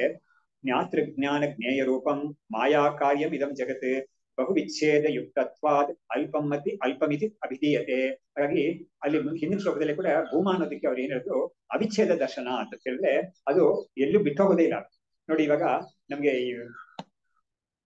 ಯಾವ್ದಾದ್ರು ಒಂದು ವಿಷಯವನ್ನ, ಒಂದು ಸಂಗೀತವನ್ನ ಕೇಳ್ತಾ ಇದೀವಿ ಅಂತ, ಆ ಕೇಳ್ತಾ ಇದೀವಿ ಸ್ವಲ್ಪ ಹೊತ್ತು, ಆಮೇಲೆ ಏನಾಗ್ಬೋದು ಆ ಸಂಗೀತ ಹಾಡೋದು ನಿಲ್ಲಿಸ್ಬೋದು, ಅಥವಾ ಅದು ಯಾವ್ದೋ ಒಂದು ಯೂಟ್ಯೂಬ್ ಅಲ್ಲೋ ಎಲ್ಲೋ ಕಡೆ ನೋಡ್ತೀವಿ ಕೇಳ್ತಾ ಇರ್ತೀವಲ್ಲ, ಅದು ಅರ್ಧ ಗಂಟೆಗೋ 20 ನಿಮಿಷಕ್ಕೋ ಏನೋ ಇರುತ್ತೆ, ಅದು ಮುಗ್ದೋಗುತ್ತೆ. ಅದು ಅಥವಾ ಕೇಳೋವನಿಗೆ ಕೂಡ ಏನಾಗಿರ್ಬೋದು, ಅವನಿಗೆ ಕೇಳ್ತಾ ಕೇಳ್ತಾ ನಿದ್ದೆ ಬಂದ್ಬಿಡ್ಬೋದು, ಅಥವಾ ಇದು ಸಾಕು ಅಂತ ಅನಿಸ್ಬಿಡ್ಬೋದು, ಅಥವಾ ಬೇರೆ ಯಾವ್ದೋ ಒಂದು ವಿಷಯ ಇದಕ್ಕಿಂತ ದೊಡ್ಡ ಕೆಲಸ ಅಥವಾ ಮುಖ್ಯವಾದ ಕೆಲಸ ಬಂದ್ರೆ ಇದನ್ನ ಬಿಟ್ಬಿಟ್ಟು ಅದಕ್ಕೆ ಕೊಟ್ಟೋಗ್ತಾನೆ. ಅವಾಗ ಏನಾಗುತ್ತೆ, ವಿಚ್ಛಿತಿ ಅಂತ ಬರ್ತದೆ, ಒಂದು ಡಿಸ್ಕಂಟಿನ್ಯೂ ಅನ್ನೋದು ಬಂದೇ ಬರ್ತದೆ, ಬ್ರೇಕ್ ಅನ್ನೋದು ಬರ್ತದೆ. ಅದರಲ್ಲಿ ಒಂದ್ರಲ್ಲಿ ಅದು ಬ್ರೇಕ್ ಆಗುತ್ತೆ, ಅಥವಾ ಇದ್ರಲ್ಲಿ ಇವನ್ ಕಡೆ ಬ್ರೇಕ್ ಆಗುತ್ತೆ. ಸೊ ವಿಚ್ಛಿತಿ ಅಂತ ಇರುತ್ತೆ. ಆದ್ರೆ ಭೂಮ ಅನ್ನೋದ್ರಲ್ಲಿ ಮಾತ್ರ ವಿಚ್ಛಿತಿ ಅನ್ನೋದು ಇರೋದೇ ಇಲ್ಲ ಅಂತ ಅದನ್ನ ಯುಕ್ತಿ ಕೊಟ್ಟಿರೋದಕ್ಕೆ ಮುಂದೆ ಹೇಳ್ತಾ ಇದಾರೆ. ಜ್ಞಾತೃಜ್ಞಾನ ಜ್ಞೇಯ ರೂಪಂ ಮಾಯಾ ಕಾರ್ಯಂ ಇದಂ ಜಗತ್ ಬಹುವಿಚ್ಛೇದ ಯುಕ್ತತ್ವಾತ್ ಅಲ್ಪಮಿತಿ ಅಭಿಧೀಯತೆ. ಸೊ ಹಾಗಾದ್ರೆ ಅಲ್ಪಂ ಅನ್ನೋದು ಏನು ಅಂತ ಕೇಳಿದ್ರೆ ಅದಕ್ಕೊಂದು ಡೆಫಿನೆನ್ಸ್ ಕೊಡ್ತಾ ಇದ್ದಾರೆ. ಅಲ್ಪಂ ಅನ್ನೋದ್ರಲ್ಲಿ ಜ್ಞಾತೃಜ್ಞಾನ ಜ್ಞೇಯ ಅನ್ನೋದು ಇರುತ್ತೆ, ಅಂದ್ರೆ ತ್ರಿಪುಟಿ ಅನ್ನೋದು ಇರುತ್ತೆ. ಅದಕ್ಕೆ ಅಲ್ಪವಾದ ವಿಷಯವನ್ನ, ಅಲ್ಪ ಅಂದ್ರೆ ಸಣ್ಣ ಒಂದು ಆಬ್ಜೆಕ್ಟೋ ಅಥವಾ ಸಣ್ಣ ಒಂದು ಕಾನ್ಸೆಪ್ಟೋ ಯಾವುದೇ ಆಗ್ಲಿ ಕೂಡ ಅದನ್ನ ತಿಳ್ಕೊಳ್ಳೋದು ಅಂತ ಬಂದಾಗ ತಿಳ್ಕೊಳ್ಳೋನು ಅಂತ ಒಬ್ಬ ಇರ್ತಾನೆ. ಆಮೇಲೆ ತಿಳ್ಕೊಬೇಕು ಅಂತ ತಿಳ್ಕೊಳ್ಳೋದು ಅಂತ ಒಂದು ಮೀನ್ಸ್ ಟು ನೋ ಅದು ಕೂಡ ಇರುತ್ತೆ. ಇದು ಮಾಯಾ ಕಾರ್ಯಂ ಇದಂ ಜಗತ್ ಅಂತಾರೆ. ಅಂದ್ರೆ ಹೌದು, ತಿಳುವಳಿಕೆ. ಹೌದು ನೋಡಿ, ಕರೆಕ್ಟ್ ನೀವು ಕೇಳಿದ್ದು. ಕರೆಕ್ಟ್. ಈ ನೋಡಿ, ಹೌದು. ಅದೇ ನಾನು ಹೇಳ್ತೀನಿ ನೋಡಿ. ಇವಾಗ ನಾನು ಕಣ್ಣಿಂದ ಹೊರಗಡೆ ಇರೋ ಒಂದು ಘಟವನ್ನ ನೋಡ್ತೀನಿ ಅಂದ್ಕೊಳ್ಳೋಣ. ಅವಾಗ ಘಟ ಅನ್ನೋದು ನಮ್ಗೆ ಪ್ರಮೇಯ, ಅದೇ ಜ್ಞೇಯ. ಆಮೇಲೆ ಕಣ್ಣು ಅನ್ನೋದು ಒಂದು ಪ್ರಮಾಣ, ಕಣ್ಣು ಅನ್ನೋ ಇನ್ಸ್ಟ್ರೂಮೆಂಟ್ ಅದು. ಈ ಕಣ್ಣು ಇಟ್ಕೊಂಡು ಯಾರು ತಿಳ್ಕೊಳ್ತಾನೋ ಅವನು ಪ್ರಮಾತೃ ಆಗ್ತಾನೆ, ಅವನಿಗೆ ತಿಳ್ಕೊಳ್ಳೋ ಆಗ್ತಾನೆ. ಈ ಮೂರು ಇದೆಯಲ್ಲ, ಈ ಮೂರು ಒಂದು ಕರೆಕ್ಟ್ ಆಗಿ ವ್ಯಾಪಾರ ಅಂದ್ರೆ ಆ ಒಂದು ಪ್ರೋಸೆಸ್ ಆದ್ರೆ ಅವಾಗ ನಮ್ಗೆ ತಿಳುವಳಿಕೆ ಅಂತ ಬರುತ್ತೆ. ಅದಕ್ಕೆ ಈ ಶಾಸ್ತ್ರದಲ್ಲಿ ಈ ಒಂದು ಶಾಸ್ತ್ರೀಯವಾದ ಪಾರಿಭಾಷಿಕವಾದ ಶಬ್ದ ಏನು ಅಂತ ಹೇಳಿದ್ರೆ ಜ್ಞಾತೃ ಜ್ಞಾನ ಜ್ಞೇಯ, ಆಮೇಲೆ ಇದು ಅದಕ್ಕೆ ಒಂದು ಮಿತಿ ಅಂತ ಹೇಳ್ತಾರೆ. ಮಿತಿ ಅಂತ ಹೇಳಿದ್ರೆ ಅದು ಒಂದು ಪ್ರಮಿತಿ ಅಂತ ಹೇಳ್ತಾರೆ. ಪ್ರಮಾಣಂ ಪ್ರಮಾತೃ ಪ್ರಮೇಯ ಪ್ರಮಿತಿ ಅನ್ನೋದೇ ತಿಳುವಳಿಕೆ ಅಂತ. ಹಾಗಾಗಿ ಈ ಮೂರರ ವ್ಯಾಪಾರದಿಂದ ಏನು ಒಂದು ರಿಸಲ್ಟ್ ಬರುತ್ತೋ ಆ ರಿಸಲ್ಟ್ಗೆ ಪ್ರಮಿತಿ ಅಂತ ಹೇಳೋದು. ಪ್ರಮಾತು ಪ್ರಮಾಣಂ ಪ್ರಮೇಯಂ, ಇದು ಮೂರು ಏನ್ ರಿಸಲ್ಟ್ ಬರುತ್ತೋ ಅದಕ್ಕೆ ಪ್ರಮಿತಿ, ಅದೇ ತಿಳುವಳಿಕೆ ಅಂತ ಆಗ್ತದೆ. ಇಲ್ಲ ಜ್ಞೇಯದ ಬಗ್ಗೆ ತಿಳುವಳಿಕೆ. ಯಾಕಂದ್ರೆ ಜ್ಞೇಯದ ಬಗ್ಗೆ ಮುಂಚೆ ತಿಳುವಳಿಕೆ ಇರ್ಲಿಲ್ಲ. ನಾನು ಪ್ರಮಾಣವನ್ನ ಯೂಸ್ ಮಾಡಿದಾಗ ಏನಾಗುತ್ತೆ, ಆ ಜ್ಞೇಯದ ತಿಳುವಳಿಕೆ ಬರುತ್ತೆ. ಅವಾಗ ಏನಾಯ್ತು, ಇವಾಗ ಒಂದು ಶಬ್ದ, ಇವಾಗ ಒಬ್ರು ಹೇಳ್ತಾರೆ ನೋಡು ಆ ಜಾಗದಲ್ಲಿ ಕೇಳು, ಅಲ್ಲಿ ಒಂದು ಸುಂದರವಾದ ಒಂದು ತುಂಬಾ ಇಂಪಾದ ಒಂದು ಶಬ್ದ ಬರ್ತಾ ಇದೆ ಅಂತ. ನಾನು ಅಲ್ಲಿವರೆಗೂ ಇದಕ್ಕೂ ಹೋಗಿಲ್ಲ. ಅಲ್ಲಿ ಅವಾಗ ಏನ್ ಮಾಡಿದ್ರೆ ಕಿವಿ ಅಂತ ನನ್ಗೊಂದಿದೆ, ಅದರಿಂದ ಅವ್ರನ್ನ ಕೇಳಿ ತಿಳ್ಕೊಬಹುದು ಅಂತ ಅವ್ರಿಗೂ ಗೊತ್ತು. ನಾನು ಅಲ್ಲಿ ಹೋಗಿ ಕೂತ್ಕೊಂಡು ನಾನು ಫೋಕಸ್ ಮಾಡಿದಾಗ ನನ್ಗೆ ಆ ಸೌಂಡ್ ನನಗೆ ಬರುತ್ತೆ. ಅವಾಗ ಏನಾಗುತ್ತೆ, ಆ ಸೌಂಡ್ ಒಂದು ಜ್ಞಾನ ನನ್ಗೆ ಬರುತ್ತಲ್ಲ, ಅದೇ ಪ್ರಮಿತಿ ಅನ್ನೋದು. ಸೊ ಪ್ರಮೇಯ ಅನ್ನೋದು ಆ ಸೌಂಡ್, ಪ್ರಮಾಣ ಅನ್ನೋದು ಕಿವಿ ಅನ್ನೋದು, ಪ್ರಮಾತೃ ಅನ್ನೋದು ಕೇಳೋದು ನಾನು ಅಂತ. ಬಟ್ ಈ ಮೂರರ ಒಂದು ಕಂಬೈನ್ಡ್ ಎಫರ್ಟ್ ಇಂದ, ಒಂದು ಪ್ರೋಸೆಸ್ ಇಂದ ಏನು ನಮ್ಗೆ ರಿಸಲ್ಟ್ ಸಿಗುತ್ತೋ ಅದಕ್ಕೆ ಪ್ರಮಿತಿ ಅಂತ ಹೇಳ್ತೀವಿ. ಸೊ ಈ ತರ ಇರೋದು ಜಗತ್ ಅನ್ನೋದ್ರೆ ಇದೆ ಅಂತ ಹೇಳ್ತಾರೆ ನೋಡಿ. ಜಗತ್ತನ್ನ ಎಲ್ಲೂ ಕೂಡ ನಿಮಗೆ ಜಗತ್ತಂತ ನಾವು ಏನ್ ಹೇಳ್ತೀವೋ, ಒಂದು ಒಟ್ಟಾರೆ ಒಂದು ಪ್ರಪಂಚ ಅನ್ನೋದು ಜಗತ್ ಅಂತ ಹೇಳ್ತೀವಿ. ಬಟ್ ಅದೇನು ಅನ್ನೋದನ್ನ ನಮ್ಮ ಶಾಸ್ತ್ರಕಾರ ತುಂಬಾ ಚೆನ್ನಾಗಿ ತೋರಿಸ್ಕೊಟ್ಟಿದ್ದಾರೆ. ಇನ್ನು ಅಷ್ಟು ದೊಡ್ಡ ಇನ್ಫೈನೈಟ್ ಆಗಿದೆ ಒಂದು ಜಗತ್ ಅನ್ನೋದು. ಯಾಕೆ ಇನ್ಫೈನೈಟ್ ಅಂದ್ರೆ ಅದ್ರಲ್ಲಿರೋ ವಸ್ತುಗಳನ್ನ ನೀನು ಪಟ್ಟಿ ಮಾಡಕ್ ಆಗೋದೇ ಇಲ್ಲ. ಅದು ಅಸಾಧ್ಯ ಕೆಲಸ. ಯಾಕಂದ್ರೆ ಒಂದು ಮರದಲ್ಲಿ ಎಷ್ಟು ಎಲೆ ಇದೆ ಅಂತ ಯಾರಾದ್ರೂ ಲೆಕ್ಕ ಮಾಡಕ್ಕಾಗುತ್ತಾ? ಅದು ದೊಡ್ಡ ಮರದಲ್ಲಿ ಏನೋ ಸಣ್ಣ ಒಂದು ಇದಾಗಿದ್ರೆ, ಒಂದು ಗಿಡ ಬೆಳ್ಕೊಂಡಿದೆ ಅಂತ ಹೇಳಿದ್ರೆ ಅಲ್ಲಿ ಬೇಕಾದ್ರೆ ನಮ್ಗೆ 8, 10, 200 ಅಂತ ಎಣಿಸ್ಬೋದು. ಬಟ್ ದೊಡ್ಡ ಮರದಲ್ಲಿ ಅದು ಸಣ್ಣ ಎಲೆಗಳಾಗಿದ್ರೆ ಇಂಪಾಸಿಬಲ್ ಅದು. ಸೊ ಇದರಲ್ಲಿ ಏನಾಗುತ್ತೆ ಅಂತ ಹೇಳಿದ್ರೆ ಇವತ್ತು ತೋರಿಸ್ಕೊಡೋದು ಏನು ಅಂತ ಹೇಳಿದ್ರೆ, ಈ ಒಂದು ಪ್ರಮಾತೃ ಪ್ರಮಾಣ ಪ್ರಮೇಯ ಅಂತ ಯಾವ್ದ್ಯಾವ್ದು ಬರ್ತಾ ಇದೆಯೋ ಅದನ್ನ ಜಗತ್ ಅಂತ ತಿಳ್ಕೊ, ಅದು ಮಾಯಾ ಕಾರ್ಯ ಅಂತ ತಿಳ್ಕೊ ಅಂತ ಹೇಳ್ತಾರೆ. ಸೊ ಅದೇ ನಿಮಗೆ ಫೈನಟ್ ಆಗಿರುತ್ತೆ. ಸೊ ಜಗತ್ ಅಂದ್ರೆ ಏನು ಅಂತ ಕೇಳಿದಾಗ ನಮ್ಮ ಶಾಸ್ತ್ರದಲ್ಲಿ ಹೇಳೋದು, ನಮ್ಮ ಭಗವದ್ಗೀತೆಯಲ್ಲಿ ನಮ್ಗೆ ಕ್ಷೇತ್ರಂ ಅಂತ ಒಂದು ಶಬ್ದದಿಂದ ಹೇಳಿದ್ದಾರೆ 13ನೇ ಅಧ್ಯಾಯದಲ್ಲಿ. ಮಹಾಭೂತಾನಿ ಅಹಂಕಾರೋ ಬುದ್ಧಿರ್ ಅವ್ಯಕ್ತಮೇವಚ ಇಂದ್ರಿಯಾಣಿ ದಶೈಕಂಚ ಪಂಚಚ ಇಂದ್ರಿಯ ಗೋಚರಾಹ ಅಂತ ಹೇಳಿದ್ರು. 5 ಇಂದ್ರಿಯಗಳಿಂದ ನಾವು ಯಾವ್ದನ್ನ ತಿಳ್ಕೊಳ್ತೀವೋ, ಶಬ್ದ ಸ್ಪರ್ಶ ರೂಪ ರಸ ಗಂಧ ಅಂತ, ಇದೇ ಜಗತ್ ಅಂತ. ಸೊ ಜಗತ್ ಅನ್ನೋದು ಒಂದು ಕಡೆ ತಿಳಿಯಲ್ಪಡುವ ಜಗತ್ ಅಂತ ಅದು. ಬಟ್ ಜಗತ್ತಲ್ಲೇನೆ ಒಂದು ಸ್ಮಾಲ್ ಡಿವಿಷನ್ ಒಂದು ಮಾಡ್ಕೋಬೇಕಾಗುತ್ತೆ. ಅದು ಒಬ್ರು ತುಂಬಾ ಚೆನ್ನಾಗಿ ಅದನ್ನ ಹೇಳಿದ್ರು. ಇದು ಇನ್ಸೆನ್ಷಿಯಂಟ್, ಎಂಟೈರ್ ಥಿಂಗ್ ಇಸ್ ಇನ್ಸೆನ್ಷಿಯಂಟ್. ಕ್ಷೇತ್ರ ಅನ್ನೋದು ಜಡ. ಆ ಇನ್ಸೆನ್ಷಿಯಂಟ್ ಅಲ್ಲೇನೆ ಒಂದು ಪೋರ್ಷನ್ ನಾವು ನೋಯರ್ ಅಂತ ಹೇಳ್ತೀವಿ, ಇನ್ನೊಂದು ಪೋರ್ಷನ್ ನೋನ್ ಅಂತ ಹೇಳ್ತೀವಿ, ನೋಬಲ್ ಅಂತ ಹೇಳ್ತೀವಿ. ಸೊ ಜ್ಞೇಯ ಅಂತ ಒಂದನ್ನ ಹೇಳ್ತೀವಿ. ಅದ್ ಯಾವ್ದಂದ್ರೆ ಶಬ್ದ ಸ್ಪರ್ಶ ರೂಪ ರಸ ಗಂಧ ಅನ್ನೋದು ಜ್ಞೇಯ. ಆದ್ರೆ ನೋಯರ್ ಯಾವ್ದು ಇದ್ದಾನೋ ಅವನ್ಗೆ ಏನಿದೆ, ಮೈಂಡ್, ಬುದ್ಧಿ, ಮನಸ್ಸು, ಆಮೇಲೆ ಇಂದ್ರಿಯಗಳು, ಅವನ ಶರೀರ, ಇದೆಲ್ಲ ಇದೆ. ಇದೆಲ್ಲ ಕೂಡ ಇದು ಪಂಚಭೂತಗಳಿಂದಾನೇ ಆಗುತ್ತೆ, ಜಡ ಅಂತಾನೆ ಹೇಳಿದ್ದಾರೆ. ಸೊ ಎಂಟೈರ್ ಜಡದಲ್ಲಿ ಒಂದು ಅಂಶ ತಿಳಿಯಲ್ಪಡಬಹುದು, ಇನ್ನೊಂದು ಅಂಶ ತಿಳ್ಕೊಳ್ಳೋದು ಅಂತ. ಸೊ ತಿಳ್ಕೊಳ್ಳೋಕೆ ಅಥವಾ ತಿಳ್ಕೊಳ್ಳೋಕೆ ಇನ್ಸ್ಟ್ರೂಮೆಂಟ್ಸ್ ಅಂತ ಇದೆಯಲ್ಲ, ಇದು ಒಂದು ಪಾರ್ಟ್ ಆಫ್ ದಿ ಇದು ಜಗತ್ತು. ಇನ್ನೊಂದು ಪಾರ್ಟ್ ಆಫ್ ಜಗತ್ ಯಾವ್ದಂದ್ರೆ ಇದನ್ನ ಇಟ್ಕೊಂಡು ಯಾವ್ದನ್ನ ತಿಳಿತಾ ಇದೆ ನೀವು ಶಬ್ದ ಸ್ಪರ್ಶ ರೂಪ ರಸಗಂಧ ಅಂತ, ಅದು ಇನ್ನೊಂದು ಪಾರ್ಟ್ ಆಫ್ ಜಗತ್. ಎರಡು ಜಗತ್ತಿಗೆ ಸೇರಿದ್ದೇನೆ. ಸೊ ಜಡವಾದ ಜಗತ್ತಲ್ಲೇನೆ ಈ ತಿಳ್ಕೊಳ್ಳೋನು ಮತ್ತು ತಿಳಿಯಲ್ಪಡುವುದು ಅಂತ ಎರಡು ಇದೆ ಅಲ್ಲಿ. ಅವಾಗ ಆತ್ಮನ ಕೆಲಸ ಏನದು ಅಂತ ಕೇಳಿದ್ರೆ ಆ ಗೀತೆಯಲ್ಲಿ ಅಲ್ಲಿ ಹೇಳಿದ್ರು, ಈ ಇಷ್ಟನ್ನು ಕೂಡ ಯಾವ್ದು ಬೆಳಗುತ್ತೋ ಅದು ಆತ್ಮ. ಕ್ಷೇತ್ರಜ್ಞಾನ ಅಂತ ಯಾವ್ದಿದೆಯೋ ಅದು ಈ ತಿಳ್ಕೊಳಕ್ ಬರ್ತಾ ಇದ್ದಾನಲ್ಲ, ಯಾರು ಪ್ರಮಾತೃ ಅಂತ ಹೇಳ್ಕೊಂಡು ತನ್ನ ನಾನು ಐ ಎಮ್ ಎ ನೋಯರ್ ಅಂತ ಬರ್ತಾನಲ್ಲ, ಅವನ್ ವಾಸ್ತವಾದ ಸ್ವರೂಪ ಈ ಚೈತನ್ಯ ಸ್ವರೂಪ ಕ್ಷೇತ್ರಜ್ಞ ಸ್ವರೂಪನೇ. ಇನ್ನು ಹೇಳಬೇಕಾದ್ರೆ ಈ ಹೊರಗಡೆ ನಾವು ಶಬ್ದ ಸ್ಪರ್ಶ ರೂಪ ರಸಗಂಧ ಅಂತ ಹೇಳ್ತೀವಲ್ಲ, ಅದ್ರ ವಾಸ್ತವಾದ ಸ್ವರೂಪ ಕೂಡ ಈ ಬ್ರಹ್ಮವೇ. ಆದ್ರೆ ನಮಗೆ ಅದು ಗೊತ್ತಾಗದೆ ಏನ್ ಮಾಡ್ಬಿಟ್ಟಿದೀವಿ, ನಮ್ಮನ್ನ ನಾವು ತಿಳ್ಕೊಳ್ಳೋನು ಅಂತ ಇಟ್ಕೊಂಡಿದೀವಿ, ಅದನ್ನೆಲ್ಲ ತಿಳಿಯಲ್ಪಡುವ ವಸ್ತು ಅಂತ ಅನ್ಕೊಂಡಿದೀವಿ. ಯಾವ ಪಂಚಕೋಶಗಳು ಇಟ್ಕೊಂಡು ಯಾವ್ದು ಜಡವೇ ಆಗಿರೋದನ್ನ ಅದರಲ್ಲಿ ನಮ್ಗೆ ನಾನು ಅಂತ ಬುದ್ಧಿ ಬರ್ತಾ ಇದೆ. ಅದನ್ನ ನಾವು ಇದೆಲ್ಲ ಸೇರಿಸಿ ನಾವು ನಾನು ಅಂತ ಅನ್ಕೊಳ್ತಾ ಇದೀವಿ. ನಾನು ನನಗಿಂತ ಹೊರಗಡೆ ಇದೆಲ್ಲ ಇದೆ, ನನ್ನ ಒಳಗಡೆ ಇಂಥದೆಲ್ಲ ಇದೆ ಅಂತ ಹೇಳ್ಬಿಟ್ಟು ನಾವು ಈ ಬಾಡಿಯನ್ನ ನಾವು ಲಿಮಿಟ್ ಆಗಿ ಇಟ್ಕೊಂಡು ಹೊರಗಡೆ ಒಳಗಡೆ ಅಂತೆಲ್ಲ ಹೇಳ್ತಾ ಇದೀವಿ. ಸೊ ಇದಕ್ಕೆಲ್ಲ ನಾವು ಪರಿಹಾರ ಭಗವದ್ಗೀತೆಯಲ್ಲಿ ತೋರಿಸ್ಕೊಡ್ತಾ ಇದ್ದೀವಿ ನಿಮಗೆ. ಅದೇನ್ ರೀತಿ ಅಂತ ಹೇಳಿದ್ರೆ, ಈ ತಿಳ್ಕೊಳ್ಳೋನು ಅಂತ ಒಬ್ಬ ಇದನ್ನಲ್ಲ, ಅವ್ನು ಯಾರು ಅಂತ ಹೇಳಿದ್ರೆ ಆತ್ಮ ಪ್ಲಸ್ ಬಾಡಿ ಮೈಂಡ್ ಕಾಂಪ್ಲೆಕ್ಸ್, ಅದೇ ತಿಳ್ಕೊಳ್ಳೋನು ಅಂತ. ಅವಾಗ ಈ ಬಾಡಿ ಮೈಂಡ್ ಕಾಂಪ್ಲೆಕ್ಸ್ ಅನ್ನೋ ಪೋರ್ಷನ್ನೇ ನಮ್ಗೆ ತುಂಬಾ ಪ್ರಧಾನವಾಗಿರುತ್ತೆ. ಐ ಆಮ್ ಎ ನೋಯರ್ ಅಥವಾ ಹೂ ಆಮ್ ಐ ಅಂತ ಕೇಳಿದ್ರೆ ನಾವು ಎಲ್ಲರೂ ಅದನ್ನ ಹೇಳ್ತೀವಿ. ನಾವು ಹೇಳೋದೆಲ್ಲ ಏನು, ನಾನು ಇಂಥ ಒಂದು ವ್ಯಕ್ತಿ, ನನಗೆ ಇಷ್ಟೊಂದು, ನನಗೆ ಬಯೋಡೇಟಾ ಅಂತ ಹೇಳ್ತೀವಲ್ಲ, ಬಯಾಲಜಿಕಲ್ ಡೇಟಾನೇ ಅದು, ಅದನ್ನ ನಾವು ಹೇಳ್ತೀವಿ. ನಮ್ದು ಹೈಟ್ ವೇಟ್ ಹೇಳ್ತೀವಿ, ಅಥವಾ ನಾವು ಯಾವ ಒಂದು ಕುಟುಂಬದಲ್ಲಿ ಹುಟ್ಟಿದೀವಿ ಅಂತ ಹೇಳ್ತೀವಿ, ಅಥವಾ ಜೆಂಡರ್ ಹೇಳ್ತೀವಿ, ಜಾತಿ ಹೇಳ್ತೀವಿ, ಇದೆಲ್ಲ ಹೇಳ್ತೀವಿ. ಅಥವಾ ನಾವ್ ಇಂಥ ಒಂದು ಶಿಕ್ಷಣ ಪಡ್ಕೊಂಡಿದೀವಿ, ಇಂಥ ಒಂದು ನಾಲೆಜ್ ಇದೆ ನನಗೆ, ಇಂಥ ಒಂದು ಎಕ್ಸ್ಪರ್ಟೀಸ್ ನನಗಿದೆ ಅಂತ ಅದನ್ನೆಲ್ಲ ಹೇಳ್ತೀವಿ. ಬಟ್ ಇದಿಷ್ಟು ಕೂಡ ಅನಾತ್ಮನೇ. ಇದೆಲ್ಲ ಆತ್ಮನಿಗೆ ಸೇರಿದಲ್ಲ ಇದು. ಬಟ್ ಇದನ್ನೆಲ್ಲ ಬೆಳಗುವ ವಸ್ತು ಆತ್ಮ ಅನ್ನೋದನ್ನ ಗೀತೆಯಲ್ಲಿ ಆತ್ಮನೆಯಲ್ಲಿ ತೋರಿಸ್ಕೊಡ್ತಾರೆ, ಕ್ಷೇತ್ರಜ್ಞ ಅಂತ. ಸೊ ಅಲ್ಲಿ ಬಂದಿರೋದೇ, ಈ ಅಧ್ಯಾಯ ಬಂದಿರೋದೇ ಈ ಕ್ಷೇತ್ರಜ್ಞ ಅನ್ನೋದನ್ನ ಈ ಕ್ಷೇತ್ರದಿಂದ ಬಿಡಿಸಿ ತೋರಿಸ್ಕೋಬೇಕು, ತಿಳ್ಕೋಬೇಕು ಅಂತ. ಸೊ ಇಲ್ಲಿ ಕೂಡ ಇದೇ ವಿಷಯನೇ ಬರ್ತಾ ಇದೆ. ಇಲ್ಲಿ ತೋರ್ಸೋದು ಈ ಜ್ಞೇಯ ರೂಪಂ, ಜ್ಞಾತೃಜ್ಞಾನ ಜ್ಞೇಯ ರೂಪಂ ಮಾಯಾಕಾರ್ಯಂ ಇದಂ ಜಗತ್. ಈ ಕ್ಷೇತ್ರಂ ಅಂತ ಅಲ್ಲಿ ಗೀತೆ ಹೇಳಿದಾರಲ್ಲ, ಅದನ್ನೇ ಇವರು ಮಾಯಾಕಾರ್ಯಂ ಅಂತ ಹೇಳಿದ್ರು. ಅಂದ್ರೆ ಈ ಪಂಚಕೋಶಗಳು ಮಾಯೆಯಿಂದ ಆಗಿರೋದು, ಹೊರಗಡೆ ಇರೋ ಶಬ್ದ ಸ್ಪರ್ಶಾದಿ ಜಗತ್ತು ಕೂಡ ಮಾಯೆಯಿಂದ ಆಗಿರೋದು ಅಂತ ಹೇಳ್ಬಿಟ್ಟು ಒಟ್ಟು ಎಲ್ಲವೂ ಕೂಡ ಮಾಯೆಯಿಂದ ಆಗಿರೋದು. ಇದೆಲ್ಲವೂ ಕೂಡ ಜ್ಞಾನ ರೂಪವಾಗಿ ಇರುತ್ತೆ ಇದು. ನೋಡಿ, ಇವಾಗ ನಮ್ಮ ಇಂದ್ರಿಯಗಳ ವಿಷಯದಲ್ಲಿ ಕೂಡ ನಾವು ಹೇಳ್ಬೇಕಾದ್ರೆ, ಈ ಇಂದ್ರಿಯಗಳು ಕೂಡ ನಮ್ಮಿಂದ ಬೇರೆಯಾಗಿರೋ ವಸ್ತುಗಳೇ ಇರಲ್ಲ. ಅವುಗಳು ಕೂಡ ನಮ್ಗೆ ಸಾಕ್ಷಿಗೆ ಅದು ವಿಷಯವಾಗುತ್ತೆ. ಅದೇ ತರ ಮನಸ್ಸು ಅನ್ನೋದು ಕೂಡ ಸಾಕ್ಷಿಗೆ ವಿಷಯವಾಗುತ್ತೆ. ಹಾಗಾಗಿ ಯಾವ್ದ್ಯಾವ್ದು ವಿಷಯವಾಗುತ್ತೋ ಅದೆಲ್ಲ ಖಂಡಿತ ಆತ್ಮ ಅಲ್ಲ, ಅದು ವಿಷಯಿ ಅಲ್ಲ. ಅದು ವಿಷಯಿ ಬೇರೆ, ವಿಷಯ ಬೇರೆ ಅಂತ ಇದನ್ನ ದೃಶ್ಯ ವಿವೇಕ ಅನ್ನೋದ್ರಲ್ಲಿ ವಿದ್ಯಾರಣ್ಯರು ತುಂಬಾ ಚೆನ್ನಾಗಿ ತೋರಿಸ್ಕೊಟ್ಟಿದ್ದಾರೆ. ಅವರು 3 ಲೆವೆಲ್ಸ್ ಅಲ್ಲಿ ತೋರಿಸ್ತಾರೆ. ಹೊರಗಡೆ ಇರೋ ವಸ್ತುಗಳೆಲ್ಲ ಏನು ಶಬ್ದ ಸ್ಪರ್ಶ ರೂಪ ರಸಗಂಧ ಇದೆ, ಇದೆಲ್ಲ ವಿಷಯವಾಗುತ್ತೆ ಅದು. ಆದ್ರೆ ವಿಷಯಿ ಯಾರ ದೃಶ್ಯ ಅಂತ ಆಗುತ್ತೆ. ಅದು ದೃಕ್ ಯಾರು ಅಂತ ಕೇಳಿದ್ರೆ, ಅವುಗಳಿಗೆ ದೃಕ್ ಕಣ್ಣು, ಕಿವಿ, ಮೂಗು, ನಾಲಿಗೆ, ತೋಲು ಅನ್ನೋದು ಅವುಗಳಿಗೆ ದೃಕ್ ಅಂತ ಆಗುತ್ತೆ. ಸರಿ, ಈ ಕಣ್ಣು, ಕಿವಿ, ಮೂಗು, ನಾಲ್ಗೆ ಅಂತ ಇದೆಯಲ್ಲ, ಇವುಗಳೆಲ್ಲ ಕೂಡ ದೃಶ್ಯವಾಗುತ್ತೆ. ಯಾವ್ದಕ್ಕೆ ಅಂತ ಹೇಳಿದ್ರೆ ಮನಸ್ಸು ಅನ್ನೋದಕ್ಕೆ ಇವೆಲ್ಲ ದೃಶ್ಯವಾಗುತ್ತೆ. ಅವಾಗ ಮನಸ್ಸು ಅನ್ನೋದು ದೃಕ್ ಆಗುತ್ತೆ. ಅದು ಮನಸ್ಸು ಕೂಡ ದೃಶ್ಯವಾಗುತ್ತೆ. ಯಾವ್ದಕ್ಕೆ ಅಂದ್ರೆ ಆತ್ಮ ಸಾಕ್ಷಿಗೆ ಮನಸ್ಸು ಕೂಡ ದೃಶ್ಯವಾಗುತ್ತೆ. ಅವಾಗ ಆತ್ಮ ದೃಕ್ ಆಗುತ್ತೆ, ಇದು ದೃಶ್ಯವಾಗುತ್ತೆ. ಸೊ ಹೀಗೆ 3 ಲೆವೆಲ್ ಆಗುತ್ತೆ ಇದು. ಬಟ್ ಆತ್ಮನಿಗೆ ಯಾವ್ದು ಸಾಕ್ಷಿ ಅಂತ ಕೇಳಂಗಿಲ್ಲ. ಅದು ವಿಶ್ವ ಸಾಕ್ಷಿನಿ ಸಾಕ್ಷಿ ವರ್ಜಿತ ಅಂತ ಆಗುತ್ತೆ. ಅದು ಎಲ್ಲದಕ್ಕೂ ಅದು ಸಾಕ್ಷಿಯಾಗಿದೆ, ಅದಕ್ಕೆ ಸಾಕ್ಷಿ ಅನ್ನೋದು ಯಾವ್ದು ಇಲ್ಲ ಅಂತ ಅಲ್ಲೂ ಕೂಡ ನಮ್ಗೆ ತೋರಿಸ್ಕೊಟ್ಟಿದ್ದಾರೆ. ಸೊ ಹಾಗಾಗಿ ದೃಗೇವ ನತು ದೃಶ್ಯತೆ, ಈ ಆತ್ಮಸ್ವರೂಪ ಅಂತ ಇದೆಯಲ್ಲ, ಅದು ಯಾವಾಗ್ಲೂ ಕೂಡ ದೃಕ್ಕಾಗೇ ಇರುತ್ತೆ. ಅದು ದೃಶ್ಯ ಅನ್ನೋದು ಆಗೋದೇ ಇಲ್ಲ ಅದು ಅಂತ ನಿರ್ಧಾರವಾಗಿ ಹೇಳಿದ್ದಾರೆ. ಸೊ ಇಲ್ಲಿ ಇವ್ರು ತೋರಿಸೋದು ಯಾವ್ದ್ಯಾವ್ದು ನಿನಗೆ ದೃಶ್ಯ ಕೋಟಿಗೆ ಬೀಳುತ್ತೋ, ಯಾವ್ದ್ಯಾವ್ದು ನಿನಗೆ ಜ್ಞಾನ ಅಥವಾ ಜ್ಞೇಯ ಅಂತ ಕೋಟಿಗೆ ಬೀಳ್ತಾ ಇದೆಯೋ, ಅದು ಜ್ಞಾನ ಅಂತ ಒಂದು ವ್ಯಾಪಾರ ಅನ್ನೋ ಕೋಟಿಗೆ ಬೀಳುತ್ತೋ, ಅದೆಲ್ಲವೂ ಕೂಡ ಮಾಯೆ ಜಗತ್ತು ಅಂತ ತಿಳ್ಕೊ ನೀನು. ಅದೆಲ್ಲ ಅಲ್ಪವೇ ಅದು ಅಂತ ಹೇಳ್ಬಿಟ್ಟು, ಬಹು ವಿಚ್ಛೇದ ಯುಕ್ತತ್ವಾತ್ ಅಲ್ಪಮಿತಿ ಅವಿಧೀಯತೆ. ತುಂಬಾ ವಿಚ್ಛೇದ ಇದೆ. ಬಹು ವಿಚ್ಛೇದ ಅಂತ ಹೇಳಿದ್ರೆ ಬೇಕಾದಷ್ಟು ವಿಚ್ಛೇದ. ನೋಡಿ, ನಮಗೇನೆ ಒಂದು ಬೆಳಿಗ್ಗೆಯಿಂದ ನಾವು ನಿದ್ದೆಗೆ ಹೋಗೋ ತನಕ ಎಷ್ಟೊಂದು ಮೆಂಟಲ್ ಆಕ್ಟಿವಿಟಿ ಇರ್ತಲ್ಲ ನಮ್ಗೆ. ಅದರಲ್ಲೇ ಕೂಡ ಒಂದ್ ಸಮಯದಲ್ಲಿ ಇದನ್ನ ತಿಳ್ಕೊಳ್ತೀವಿ, ಇನ್ನೊಂದ್ ಸಮಯದಲ್ಲಿ ಇನ್ನೊಂದನ್ನ ತಿಳ್ಕೊಳ್ತೀವಿ, ಇನ್ನೊಂದ್ ಸಮಯ ನಿದ್ದೆ ಮಾಡ್ಬಿಡ್ತೀವಿ. ಈಗೆಲ್ಲ ಬೇಕಾದಷ್ಟು ನಮ್ಗೆ ವಿಚ್ಛೇದ ಬರ್ತಾನೆ ಇರುತ್ತೆ. ಯಾಕಂದ್ರೆ ನೋಡಿ, ವಿಚ್ಛೇದ ಅನ್ನೋದು ಎಲ್ಲದರಲ್ಲೂ ಇರುತ್ತೆ. ದಟ್ ಈಸ್, ನಾನು ಶಬ್ದವನ್ನು ಕೇಳ್ತಾ ಇದ್ರೆ ಆಮೇಲೆ ಮಧ್ಯದಲ್ಲಿ ಏನೊಂದು ಜೋರಾಗಿ ಗಾಳಿ ಬೀಸ್ತು ಅಂತ ಹೇಳಿದ್ರೆ ನನಗೆ ಚೆನ್ನಾಗಿದಪ್ಪ, ಈ ಗಾಳಿ ತುಂಬಾ ಚೆನ್ನಾಗಿದೆ ಅಂತ ಹೇಳ್ಬಿಟ್ಟು ಸ್ಪರ್ಶಕ್ಕೆ ಹೋಗುತ್ತೆ ಮನಸ್ಸು.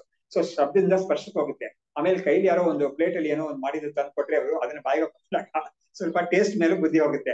ಸೊ ಈಗ ನಮ್ಗೆ ವಿಚ್ಛೇದ ಅನ್ನೋದು ಎಲ್ಲಾ ಕಡೆನೂ ಬರ್ತಾ ಇರುತ್ತೆ ನಿಮ್ಗೆ ಅನ್ನೋದನ್ನ ತೋರಿಸ್ಕೊಟ್ಟು, ಅದೆಲ್ಲ ಎಲ್ಲೆಲ್ಲಿ ಇದೆಯೋ ಅದೆಲ್ಲ ಅಲ್ಪ ಅಂತ ತಿಳ್ಕೊ ನೀನು ಅಂತ ಹೇಳ್ತಾ ಇದ್ದಾರೆ.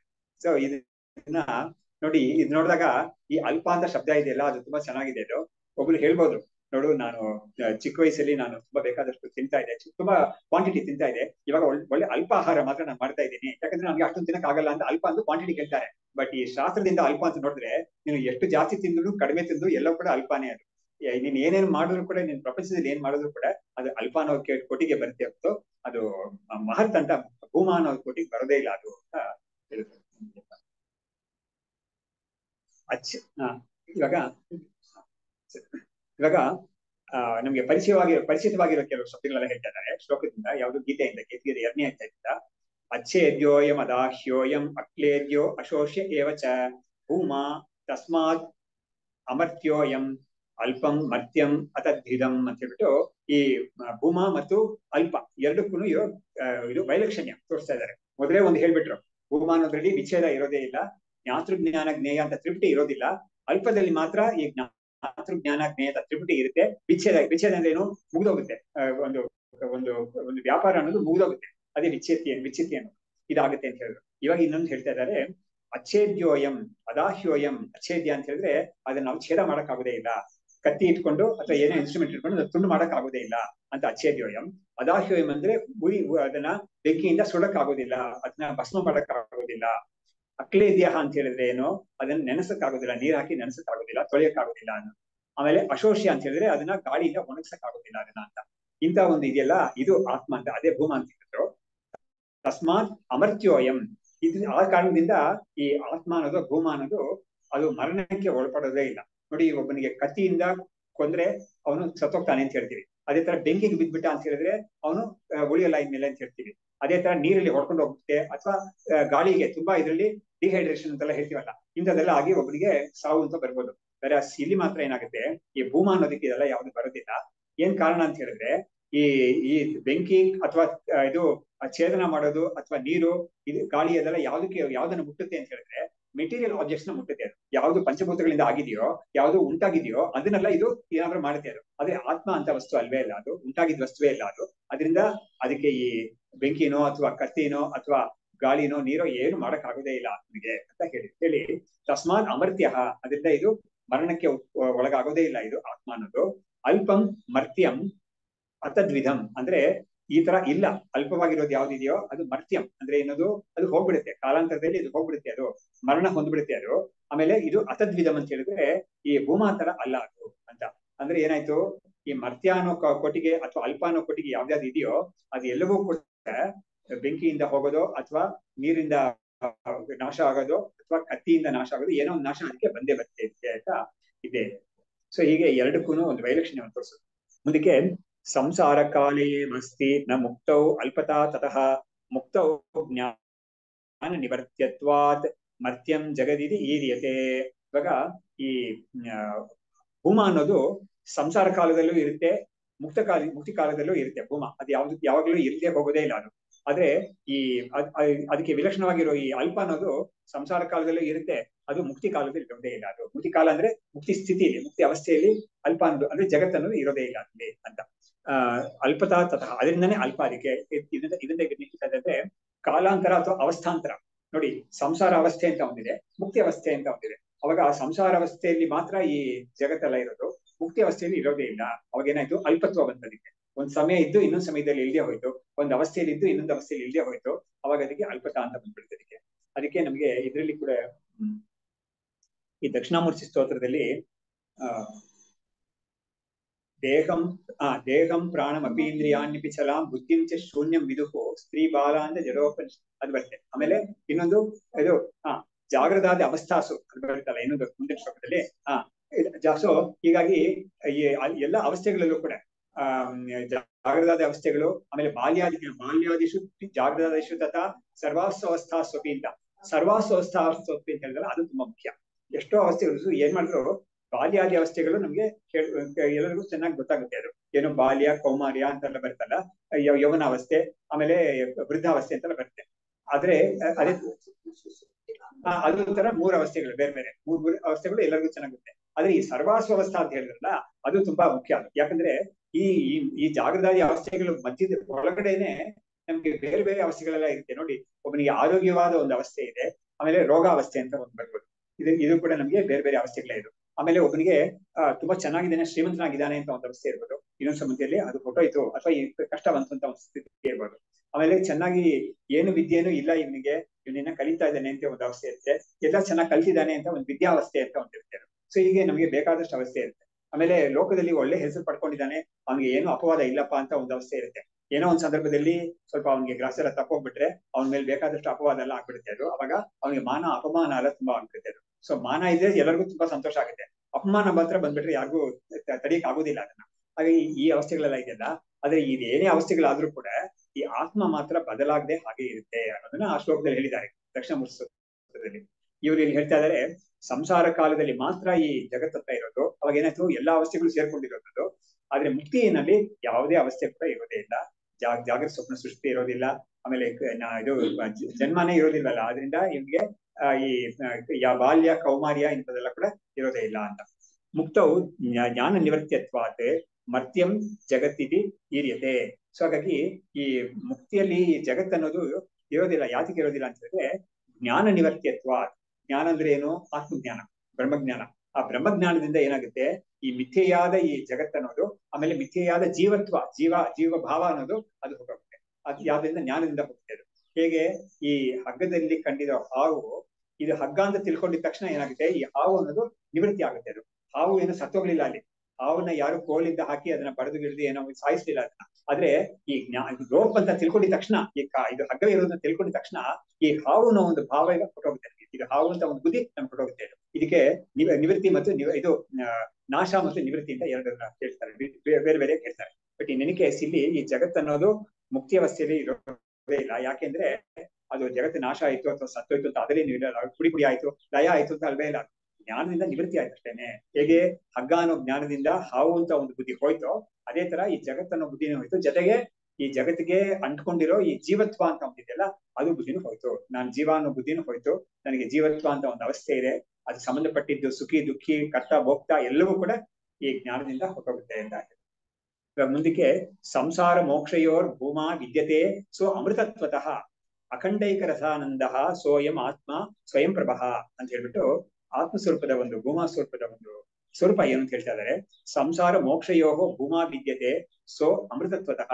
ಯಾಕಂದ್ರೆ ಈ ಅಮೃತಾತ್ಮ ಆತ್ಮ ಅನ್ನೋದು ಸಂಸಾರ ಅವಸ್ಥೆಯಲ್ಲೂ ಇದೆ. ಯಾಕಂದ್ರೆ ಸಂಸಾರ ಅಂತ ಒಂದು ಅನುಭವ ಇದೆಯಲ್ಲ, ಅದಕ್ಕೆ ಬೇಸಿಸ್ ಆಗಿ ಯಾವ್ದಿದೆ ಅಂತ ಹೇಳಿದ್ರೆ ಈ ಆತ್ಮಸ್ವರೂಪವೇ. ಇದನ್ನ ನಮ್ಗೆ ತುಂಬಾ ಚೆನ್ನಾಗಿ ತೋರಿಸ್ಕೊಟ್ಟಿರೋದು ಈ ಮಾಂಡುಕ್ಯ ಉಪನಿಷತ್. ನೋಡಿ ಅದ್ರಲ್ಲಿ ಎಷ್ಟು ಚೆನ್ನಾಗಿ ಮಾಡಿದ್ದಾರೆ ಅಂದ್ರೆ, ತುಂಬಾ ಸಣ್ಣ ಉಪನಿಷತ್. ಆ ಸಣ್ಣ ಉಪನಿಷತ್ತಲ್ಲೇನೆ ಅವರು ಎಷ್ಟು ದೊಡ್ಡ ಒಂದು ವಿಷಯವನ್ನ ಅಷ್ಟು ಚೆನ್ನಾಗಿ ತೋರಿಸ್ತಿದ್ದಾರೆ ಇದರಲ್ಲಿ, ಆ ಉಪನಿಷತ್ತಲ್ಲಿ. ನೋಡಿ, ಮೊದಲು 6 ಮಂತ್ರ, ಮುಖ್ಯವಾಗಿ 7 ಮಂತ್ರ ಅಂತ ಹೇಳ್ಬೋದು. 6 ಮಂತ್ರದಲ್ಲಿ ಏನ್ ಮಾಡುತ್ತೆ ಅಂದ್ರೆ, ಜಾಗೃತ ಅವಸ್ಥೆ, ಸ್ವಪ್ನಾವಸ್ಥೆ, ಸುಷುಪ್ತಿ ಅವಸ್ಥೆ ಮೂರನ್ನು ತುಂಬಾ ಚೆನ್ನಾಗಿ ಅದು ಬಿಡಿಸಿ ಹೇಳ್ಬಿಡುತ್ತೆ. ಈ ಜಾಗೃತ ಅವಸ್ಥೆಯಲ್ಲಿ ಏನಾಗುತ್ತೆ, ಸ್ವಪ್ನಾವಸ್ಥೆಯಲ್ಲಿ ಏನಾಗುತ್ತೆ, ಸುಷುಪ್ತಿ ಅವಸ್ಥೆಯಲ್ಲಿ ಏನಾಗುತ್ತೆ, ಇದು ಮೂರಕ್ಕೂ ಕೂಡ ಅದು ಏನ್ ಮಾಡುತ್ತೆ ಅಂದ್ರೆ, ಈ ಸುಷುಪ್ತಿ ಅವಸ್ಥೆ ಅಂತ ಇದೆಯಲ್ಲ, ಅದು ಜಾಗೃತ ಮತ್ತು ಸ್ವಪ್ನಕ್ಕೆ ಎರಡಕ್ಕೂ ಬೀಜ ಅಂತ ತೋರಿಸುತ್ತೆ. ಸುಷುಪ್ತಿ ಮತ್ತು ಸ್ವಪ್ನ ಅನ್ನೋದು ಅದರ ಅಂಕುರ ಅಂತ ತೋರಿಸುತ್ತೆ. ಅವಾಗ ಏನಾಯ್ತು, ಜಾಗೃತ ಸುಷುಪ್ತಿ ಸ್ವಪ್ನಕ್ಕೆ ಎರಡಕ್ಕೂ ಸುಷುಪ್ತಿ ಅನ್ನೋದು ಕಾರಣವಾಗುತ್ತೆ. ಕಾರ್ಯಕಾರಣ ಭಾವ ಅಲ್ಲಿ ತೋರಿಸ್ಬಿಟ್ಟು, ಈ 7ನೇ ಮಂತ್ರದಲ್ಲಿ ತುರಿಯ ಅಂತ ಇದೆಯಲ್ಲ, ಅದನ್ನ ಹೇಳುವಾಗ ಅದಕ್ಕೆ ಮುಂಚೆ 6 ಮಂತ್ರದಲ್ಲಿ ಏನೇನ್ ಹೇಳಿದ್ರೋ ಅದಷ್ಟನ್ನು ಲಾಕ್ ಸ್ಟಾಕ್ ಅಂಡ್ ಬ್ಯಾರಲ್ ಅದನ್ನ ತೆಗೆದಾಕ್ಬಿಡುತ್ತೆ. ಅದನ್ನ ಇದು ನೆಗೆಟ್ ಮಾಡ್ಬಿಡುತ್ತೆ. ಅದನ್ನ ನಾಂತ ಪ್ರಜ್ಞಂ ನೋಬೈತ ಪ್ರಜ್ಞಂ ಇತಲ್ಲಿ ನಾ ಬಹಿ ಪ್ರಜ್ಞಂ ನೋಬೈತ ಪ್ರಜ್ಞಂ ಅಂತ ಹೇಳ್ಬಿಟ್ಟು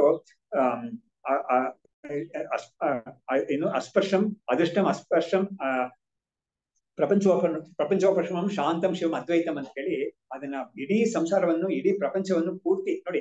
ಸಂಸಾರ ಅನ್ನೋದು ಪ್ರಪಂಚಕ್ಕೂ ಏನು ಡಿಫ್ರೆನ್ಸ್ ಅಂತ ಹೇಳಿದ್ರೆ, ಡಿಫ್ರೆನ್ಸ್ ಏನು ದೊಡ್ಡದಾಗಿಲ್ಲ. ಸಂಸಾರ ಅನ್ನೋದು ಒಂದು ಅನುಭವ, ಆಬ್ಸ್ಟ್ರಾಕ್ಟ್ ಅನುಭವ ಸಂಸಾರ ಅನ್ನೋದು. ಜಗತ್ ಅನ್ನೋದು ಅದರ ಒಂದು ಕಾಂಕ್ರೀಟ್ ಫಾರ್ಮ್ ಅಷ್ಟೇ. ಸೊ ಕಾಂಕ್ರೀಟ್ ಆಗಿ ಇರೋದು ಜಗತ್ ಅನ್ನೋದು, ಅದೇ ನಮ್ಗೆ ಶಬ್ದ ಸ್ಪರ್ಶ ರೂಪ ರಸಗಂಧ ಅಂತ ಇರೋದು. ಬಟ್ ಅದ್ರ ಜೊತೆ ಇಂಟ್ರಾಕ್ಟ್ ಆಗ್ತಾ ಇರುವಾಗ ನಮ್ಗೆ ಸಂಸಾರ ಅಂತ ಒಂದು ಅನುಭವ ಬರುತ್ತೆ ನಮ್ಗೆ. ಸೊ ಸಂಸಾರ ಅನ್ನೋದು ಜಗತ್ ಅನ್ನೋದ್ರಿಂದ ಬೇರೆ ಆಗಿರೋಕ್ಕೆ ಸಾಧ್ಯವೇ ಇಲ್ಲ. ಆದ್ರಿಂದ ಏನ್ ಮಾಡುತ್ತೆ ಆ ಉಪನಿಷತ್ತು, ಈ ಎಲ್ಲಾ ಅನುಭವಗಳನ್ನು ತೆಗೆದಾಕ್ಬಿಟ್ಟು, ಅದು ಜಾಗೃತ ಅವಸ್ಥೆ ಜಾಗೃತ ಅನುಭವವೂ ಅಲ್ಲ, ಅದು ಸ್ವಪ್ನ ಅನುಭವವೂ ಅಲ್ಲ ಅಂತ ಹೇಳ್ತಾ ಏನ್ ಮಾಡುತ್ತೆ, ಪ್ರಪಂಚೋಪಶಮಂ ಅಂತ ಹೇಳ್ಬಿಟ್ಟು ಪ್ರಪಂಚದ ಒಂದು ಉಪಶಮ ಅಂದ್ರೆ ಪ್ರಪಂಚದ ಒಂದು ಸುಳುವೇ ಇಲ್ಲ ಬ್ರಹ್ಮಸ್ವರೂಪದಲ್ಲಿ. ಅದೇ ಶಾಂತಂ ಶಿವಂ ಅದ್ವೈತಂ ಚತುರ್ಥಂ ಮನ್ಯಂತೆ ಸ ಆತ್ಮ ಸ ವಿಜ್ಞೇಯ. ಇದನ್ನ ಆತ್ಮ ಅಂತ ಹೇಳ್ತಾರೆ, ಯಾರು ಜ್ಞಾನಿಗಳು ಹೇಳ್ತಾರೆ. ಅದು ತಿಳ್ಕೊಳ್ಬೇಕಾದ ಅದು ಅಂತ ಹೇಳ್ಬಿಟ್ಟು ಮುಗಿತಾರೆ. ಸೊ ಹಾಗೇನಾಯ್ತು, ಈ ಮಾಂಡವ್ಯ ಉಪನಿಷತ್ತಲ್ಲಿ ಈ ಸಂಸಾರ ಅನ್ನೋದನ್ನ ಏನಂತ ತೋರಿಸ್ತು, ಆ ತುರಿಯ ಅನ್ನೋದು ಏನಂತ ತೋರಿಸಿ, ಎರಡು ವಿಲಕ್ಷಣವಾಗಿ ತೋರಿಸಿ ಅಷ್ಟು ಚೆನ್ನಾಗಿ ಅದನ್ನ ತೋರಿಸ್ಕೊಟ್ಟಿದೆ. ಅದು ಹೇಳುವಾಗ ಶಂಕರಾಚಾರ್ಯರು ತುಂಬಾ ಚೆನ್ನಾಗಿ ಒಂದು ವಿಷಯ ಹೇಳಿದ್ದಾರೆ. ಏನ್ ಹೇಳ್ತಾರೆ ಅಂದ್ರೆ, ಈ ಆರ್ ಮಂತ್ರದಲ್ಲಿ ಹೇಳಿತಲ್ಲ ಈ ಮೂರು ಅವಸ್ಥೆಗಳು ಅಂತ, ಅದರಲ್ಲಿ ಒಬ್ಬ ಭೋಗ್ತಾ ಇದ್ದಾನೆ, ಭೋಗ್ಯ ಇದೆ, ಭೋಗ ಇದೆ, ಮೂರು ಇದೆ ಅದರಲ್ಲಿ. ಆದ್ರೆ ಸ್ವಪ್ನದಲ್ಲಿ ಇದು ತುರಿಯಾನಲ್ಲಿ ಮಾತ್ರ ಭೋಗ್ತಾ ಇಲ್ಲ, ಭೋಗ್ಯ ಇಲ್ಲ, ಭೋಗನೂ ಇಲ್ಲ, ಏನೂ ಇಲ್ವೇ ಇಲ್ಲ. ಅಲ್ಲಿ ಇರೋದು ಒಂದೇ ಒಂದು ಬ್ರಹ್ಮಸ್ವರೂಪ ಮಾತ್ರ. ಸೊ ಅಲ್ಲಿ ಕೂಡ ನೋಡಿ, ಈ ತ್ರಿಪುಟಿ ಅಂತ ಹೇಳಿದ್ರ ಜ್ಞಾತೃ ಜ್ಞಾನ ಜ್ಞೇಯ ಅನ್ನೋದು ಇದೆಲ್ಲ ಅಲ್ಪ ಅಂತ ಹೇಳ್ತು, ಇದೆಲ್ಲ ಇಲ್ಲದೆ ಇರೋದು ಭೂಮ ಅಂತ ಹೇಳ್ತು. ಆ ಇಲ್ಲದೆ ಇರೋದೇ ತುರಿಯ ಅಂತ. ಬಟ್ ತುರಿಯ ಅನ್ನೋದನ್ನ ಜಾಗೃತ ಅವಸ್ಥೆಗಳಲ್ಲಿ ಕೂಡ ಅದು ಇದೆ ಅನ್ನೋದನ್ನ ಭಗವತ್ಪಾದರು ತೋರಿಸಿದ್ದಾರೆ. ಹೇಗೆ ತೋರಿಸ್ತಾರೆ ಅಂತ ಹೇಳಿದ್ರೆ, ಈ ಮೂರನ್ನು ಕೂಡ ಇಲ್ಲ ಇಲ್ಲ ಅಂತ ಮಾಡ್ತಲ್ಲ 7ನೇ ಮಂತ್ರದಲ್ಲಿ. ಅವಾಗ ಅದರ ತಾತ್ಪರ್ಯ ಏನು ಅಂತ ಹೇಳಿದ್ರೆ, ಆ ಭೂಮ ಅನ್ನೋದೊಂದೇ ಇರೋದು, ಅದ್ರ ಮೇಲೆ ಈ ಮೂರು ಕೂಡ ಅಧ್ಯಸ್ಥವಾಗಿರೋದು, ಅದ್ರ ಮೇಲೆ ಸೂಪರ್ ಇಂಪೋಸ್ ಆಗಿರೋದು ಈ ಜಾಗೃತ ಅವಸ್ಥೆ, ಸ್ವಪ್ನಾವಸ್ಥೆ, ಸುಷುಪ್ತಿ ಅವಸ್ಥೆ. ಅಂದ್ರೆ ಏನಾಯ್ತು, ಈ ಮೂರು ಅವಸ್ಥೆಗಳಲ್ಲಿ ನಮ್ ಸಂಸಾರ ಅನುಭವ ಕೂಡ ಆಗೋದು. ಈ ಮೂರು ಅವಸ್ಥೆ ಬಿಟ್ಟು ನಮ್ಗೆ ಬೇರೆ ಯಾರು ಸಂಸಾರ ಅನುಭವ ಇಲ್ಲ. ಹಾಗಾಗಿ ಈ ಮೂರು ಅವಸ್ಥೆಗಳು ಕೂಡ ಸಂಸಾರ ಅನುಭವ, ಅದೇ ಜಗತ್ ಅನ್ನೋದು, ಅದೇ ಪ್ರಪಂಚ ಅನ್ನೋದು, ಅದು ಎಲ್ಲವೂ ಕೂಡ ಈ ತುರಿಯ ಅಂತ ಯಾವ್ದಿದೆಯೋ ಅದ್ರ ಮೇಲೆ ನಿಂತಿದೆ ಅಂದ್ರೆ ಅದ್ರ ಮೇಲೆ ಅಧ್ಯಸ್ಥವಾಗಿದೆ. ಅದನ್ನ ಇವಾಗ 7ನೇ ಮಂತ್ರ ಏನ್ ಮಾಡ್ತಾ ಇದೆ, ಅದನ್ನ ನೆಗೆಟ್ ಮಾಡ್ತಾ ಇದೆ. ಈ ಒಂದು ಇದು ಹಗ್ಗವೇ ಇದು, ಇದರಲ್ಲಿ ಹಾವು ಗೀವು ಏನು ಇಲ್ವೇ ಇಲ್ಲ ಅಂತ ಅದು ನೆಗೆಟ್ ಮಾಡ್ತಾ ಇದೆ. ಈ ರೀತಿ ಅವರು ಶಂಕರಾಚಾರ್ಯರು ತೋರಿಸ್ಕೊಡ್ತಾರೆ. ಹಾಗಾಗಿ ಇವ್ರು ತೋರಿಸಿದ್ರಲ್ಲ, ಸಂಸಾರ ಮೋಕ್ಷಯೋಗೋ ಭೂಮಾ ವಿದ್ಯತೆ ಸೊ ಅಮೃತತ್ವತಃ. ಈ ಭೂಮಾ ಅನ್ನೋದು, ತುರಿಯ ಅನ್ನೋದು, ಅದಕ್ಕೆ ಅದು ಅಮೃತ ಅಂತ ಹೇಳಿದ್ರು ಮುಂಚೆನೆ. ಯಾಕಂದ್ರೆ ಅದನ್ನ ಅಚ್ಛೇದ್ಯೋಯಂ ಅಗಾಹ್ಯೋಯಂ ಅಂತ ಹೇಳಿದ್ರು. ಅದು ಸಂಸಾರ ಅವಸ್ಥೆಯಲ್ಲೂ ಇದೆ ಅದು. ಆದ್ರೆ ಏನಾಗಿದೆ, ಸಂಸಾರ ಅವಸ್ಥೆಯಲ್ಲಿ ಅದನ್ನ ತಿಳ್ಕೊಳಕ್ ಆಗ್ತಾ ಇಲ್ಲ ನಮ್ಗೆ. ಅದು ಸಂಸಾರ ಅವಸ್ಥೆ ಅನ್ನೋದು ಏನ್ ಮಾಡ್ಬಿಟ್ಟಿದೆ, ಈ ತುರಿಯನ್ನ ಮುಚ್ಚಿಬಿಟ್ಟಿದೆ. ಅಸ್ದೋ ಮುಚ್ಚಿಬಿಟ್ಟಿದೆ, ಅದಕ್ಕೆ ಮುಚ್ಚಕ್ ಆಗಲ್ಲ ಅದಕ್ಕೆ. ಆದ್ರೆ ಅಸ್ದೋ ಅದನ್ನ ಇಲ್ಲದೆ ಇರೋ ತರ ಮಾಡ್ಬಿಟ್ಟಿದೆ ಅದು, ಈ ತರ ಮಾಡ್ಬಿಟ್ಟಿದೆ ಅದು. ಆದ್ರೆ ಉಪನಿಷತ್ ಮಾಡ್ತಾ ಇರೋ ಕೆಲಸ ಏನು ಅಂತ ಹೇಳಿದ್ರೆ, ಸಂಸಾರ ಅವಸ್ಥೆಯಲ್ಲಿ ಇರೋವಾಗ್ಲೇನೆ ನೀನು ಏನ್ ಮಾಡ್ಬೋದು ಅಂತ ಹೇಳಿದ್ರೆ, ಒಂದು ಸ್ಮಾಲ್ ಬ್ರೇಕ್ ತಗೋಬಹುದು ಸಂಸಾರದಿಂದ. ಒಂದು ಸ್ಮಾಲ್ ಬ್ರೇಕ್.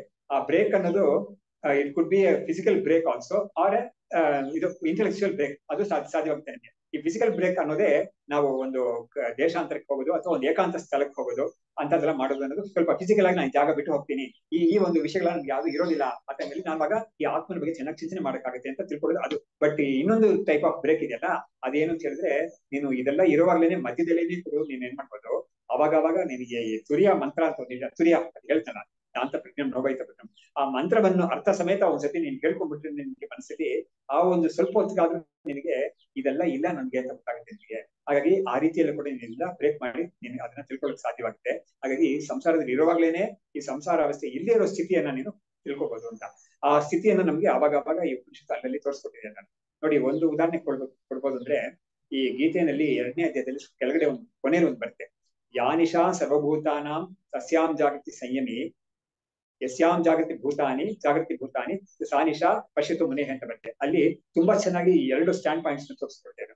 ಈ ಆತ್ಮಜ್ಞಾನವನ್ನು ಪಡ್ಕೊಂಡಿರ್ತಾನಲ್ಲ, ಅವನ ಸ್ಟ್ಯಾಂಡ್ ಪಾಯಿಂಟ್ ಇಂದ ಆತ್ಮಜ್ಞಾನ ಪಡ್ಕೊಳ್ಳದೆ ಇರೋ ಅಜ್ಞಾನಿಗಳಿದ್ದಾರಲ್ಲ, ಅವ್ರಿಗೆ ಒಂದು ಪ್ರಪಂಚ ಅಂತ ಇಲ್ಲ. ಆ ಪ್ರಪಂಚ ಅವನ ದೃಷ್ಟಿಯಿಂದ ಅದು ಪ್ರಪಂಚ ಇಲ್ವೇ ಇಲ್ಲ, ಅವನಿಗೆ ಕಾಣಿಸ್ತಾ ಇಲ್ಲ ಅಂತ ಅದನ್ನ ಹೇಳ್ತಾ ಇಲ್ಲ. From his standpoint this doesn't exist at all. Whereas ಇನ್ನೊಂದು ವೈಲೇಷನ್ ತುಂಬಾ ಅದಕ್ಕೆ ಕೇಳಕ್ಕೆ ತುಂಬಾ ಕಷ್ಟವಾಗುತ್ತೆ. ಯಾರು ಅಜ್ಞಾನದಲ್ಲಿ ಇದ್ದಾರೋ ಅವ್ರಿಗೆ ಈ ಜ್ಞಾನ ಅಂತ ಒಂದು ಅವಸ್ಥೆ, ಮೋಕ್ಷ ಅಂತ ಒಂದು ಅವಸ್ಥೆ ಇದೆಯಲ್ಲ, ಅದ್ರ ಬಗ್ಗೆ ಗೊತ್ತೇ ಇಲ್ಲ, ಒಂದೇನು ಸ್ವಲ್ಪ ಕೂಡ ಗೊತ್ತೇ ಇಲ್ಲ ಅವ್ರಿಗೆ. ಅವ್ರ ಪಾಲಿಗೆ ಅದಿಲ್ವೇ ಇಲ್ಲ, ಇವನ್ ಪಾಲಿಗೆ ಇದು ಇಲ್ವೇ ಇಲ್ಲ. ಆದ್ರೆ ಇವ್ನಿಗೆ ಇಲ್ವೇ ಇಲ್ಲ ಅಂತ ಹೇಳಿದ್ರೆ ಏನು, ಅದು ಇದ್ರೂ ಕೂಡ ಅದು ಇಲ್ಲ ಅಂತ ಲೆಕ್ಕಕ್ಕೇನೆ. ವೆರಸ್ ಇವ್ರ ಪಾಲಿಗೆ ಅದು ಇಲ್ವೇ ಇಲ್ಲ, ಟೋಟಲಿ ಅದ್ರ ಬಗ್ಗೆ